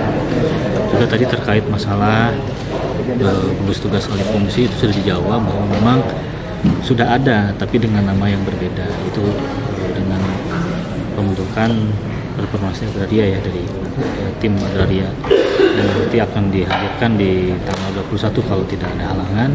Kita akan menyepakati bahwa ada pertemuan lagi di Bebas dan nanti tanggal 20. Ya, harapannya jelas, ya, bahwa teman-teman mahasiswa ini jangan bosan ataupun jangan lelah mengikuti proses pemerintah di masa kali ini. Kami DPRD dengan eksekutif pasti selalu menerima aspirasi, ataupun saya selaku ketua DPRD ataupun lembaga DPRD sendiri pun akan selalu berusaha menjadi fasilitator ataupun menampung aspirasi, karena nanti kita fasilitasi mengundang pihak eksekutif untuk disampaikan secara langsung. Izin memperkenalkan diri, saya Radi Starman dari Presiden Mahasiswa BEM Uniga. Mungkin di aliansi ini juga sebagai pendorong mungkin untuk terjadinya mimbar bebas di hari ini. Nama saya Lutfi Mukhtar, saya dari Menteri Sosial Politik BEM Uniga, dan kebetulan saya sebagai koordinator lapangan dari Aksi Indonesia Gelap. Untuk ini sebutnya audiensi atau mimbar bebas? Mimbar bebas, jelas. Tuntutannya ke DPRD itu seperti apa? Tuntutannya awalnya kami berfokus di nasional, cuma karena di nasional sudah diselesaikan dengan mengirimkan delegasi dari DPRD Kabupaten Garut untuk mengaspirasikan apa tuntutan kami, itu sudah selesai, sehingga kami fokus di tuntutan kedaerahan. Tuntutan kedaerahan kami jelas tadi fokus dan tema dasarnya di alih fungsi lahan dengan beberapa fokus. Yang pertama yaitu pengimplementasian gugus tugas yang ternyata sudah ada. Itu miskomunikasi kami hasil aksi demonstrasi kemarin bersama yang diterima oleh Bapak Ai. Bapak Ai kan menyebutkan bahwasanya belum ada entah itu kelompok, panitia khusus, gugus tugas dan sebagainya mengenai si alih fungsi lahan. Namun sudah dijelaskan barusan bahwasanya sudah ada yang namanya forum agraria, untuk salah satu tugas fungsinya adalah mengkaji dan menilai mana saja lahan yang bisa dialihfungsikan dan mana saja yang tidak. Poin yang kedua yang kami tuntutkan adalah realisasi pasar induk. Mengenai realisasi pasar induk ini, kenapa mungkin menjadi salah satu rekomendasi yang kami bawa, tadi mungkin sempat dibahas berdialog dengan para SKPD yang terkait, dan ada wakil bupati juga dan ketua DPRD serta pimpinan yang lainnya, menyebutkan kan faktor salah satunya adalah mungkin masyarakat yang beralih profesi, karena memang kekurangan dari segi pendapatannya, sehingga salah satu faktor masalah di lapangan adalah banyaknya bisa dikatakan tengkulak ataupun harga yang tidak stabil. Untuk itu kami mendorong untuk adanya pasar induk sehingga dapat menstabilkan harga di lapangan ataupun di masyarakat itu sendiri, sehingga tidak ada alih profesi ataupun alih fungsi lahan yang nantinya berujung pada penyusutan lahan pertanian itu sendiri. Mungkin kalau masalah tuntutan kita beres, cuman paling saya berkomentar aja gitu terkait ke legislatif, terutama gitu dalam artian mereka komunikasinya itu sangat buruk, sehingga ke kita aja gitu sampai ke miskom gitu. Pertama miskom, yang kedua salah penginformasian juga gitu, sehingga yang terjadi output yang terjadi pada hari ini aja gitu banyak gitu kan hal-hal yang justru tidak sesuai dengan apa yang dikatakan oleh beliau, ketua DPR dan jajarannya gitu. Dan sehingga kepada kita gitu. Nah mungkin kedepannya gitu, kalau memang betul mereka itu dari wakil kami, mungkin sinergiskan gitu dari segala hal. Untuk hasilnya mungkin hasilnya yang terdekat dulu, nanti akan ada pertemuan lanjutan, tajuknya sama, bukan audiensi tapi bebas terlebih dahulu. Poin yang mungkin jelas di mimbar bebas mendatang adalah melihat dari kinerja forum agraria tersebut sejauh mana untuk mengenai kinerjanya. Yang kedua terkait realisasi pasar induk, sudah sejauh mana minimal rencananya sudah masuk belum kepada rencana daerah untuk realisasi pasar induk ini. Namun di tanggal 21 Mei juga kami mungkin di aliansi ini setidaknya mungkin barangkali dari masyarakat ada yang perlu diaudiensikan, dan menggunakan forum aliansi mahasiswa Garut ini sangat-sangat diperbolehkan, dan kita telusuri dan kaji mendalam lagi. Jadi nanti tanggal 21 Mei kesimpulannya, selain isu yang ini ditindaklanjuti, kami juga akan mendorong isu kedaerahan lain yang memang perlu diselesaikan di segera mungkin. Mungkin tambahan juga, intisari dari pertemuan ini mungkin lebih pada banyaknya miskomunikasi, betul yang tadi disebutkan oleh Kang Lutfi. Jadi sehingga poin yang dituntutkan oleh kami itu sebenarnya tidak keluar, karena hasil tuntutan kami itu hasil beberapa perundingan sebelumnya, hasil demonstrasi, sehingga menunjukkan kenapa ada gugus tugas sama pansus. Yang dari itu muncul dari DPRD itu sendiri, sehingga yang terjadi eksekutif justru menyangkal-nyangkan jadinya, jadi miskomunikasinya di arah situ. Namun yang kedua jadi catatan adalah bahwasanya mengenai pergerakan, mungkin ini lebih pada ngalir ngidul, cuma perlu disampaikan pergerakan mahasiswa di Kabupaten Garut kalau turun ke jalan bukan berkonotasi ingin perpurakan ataupun gaya-gayaan, cuma kami turun ke jalan bahkan di forum-forum audiensi ini adalah mengkampanyekan apa yang mungkin sedang terjadi di internal Garut ataupun daerah Garut ataupun secara nasional. Jadi pada itu jadi kalau mungkin ada paradigma kenapa harus turun ke jalan, forum-forum ini terbuka, betul forum ini terbuka, namun turun ke jalan outputnya berbeda. Kami ingin mengkampanyekan apa yang menjadi keresahan ataupun menjadi isu di daerah maupun secara nasional. Seperti itu.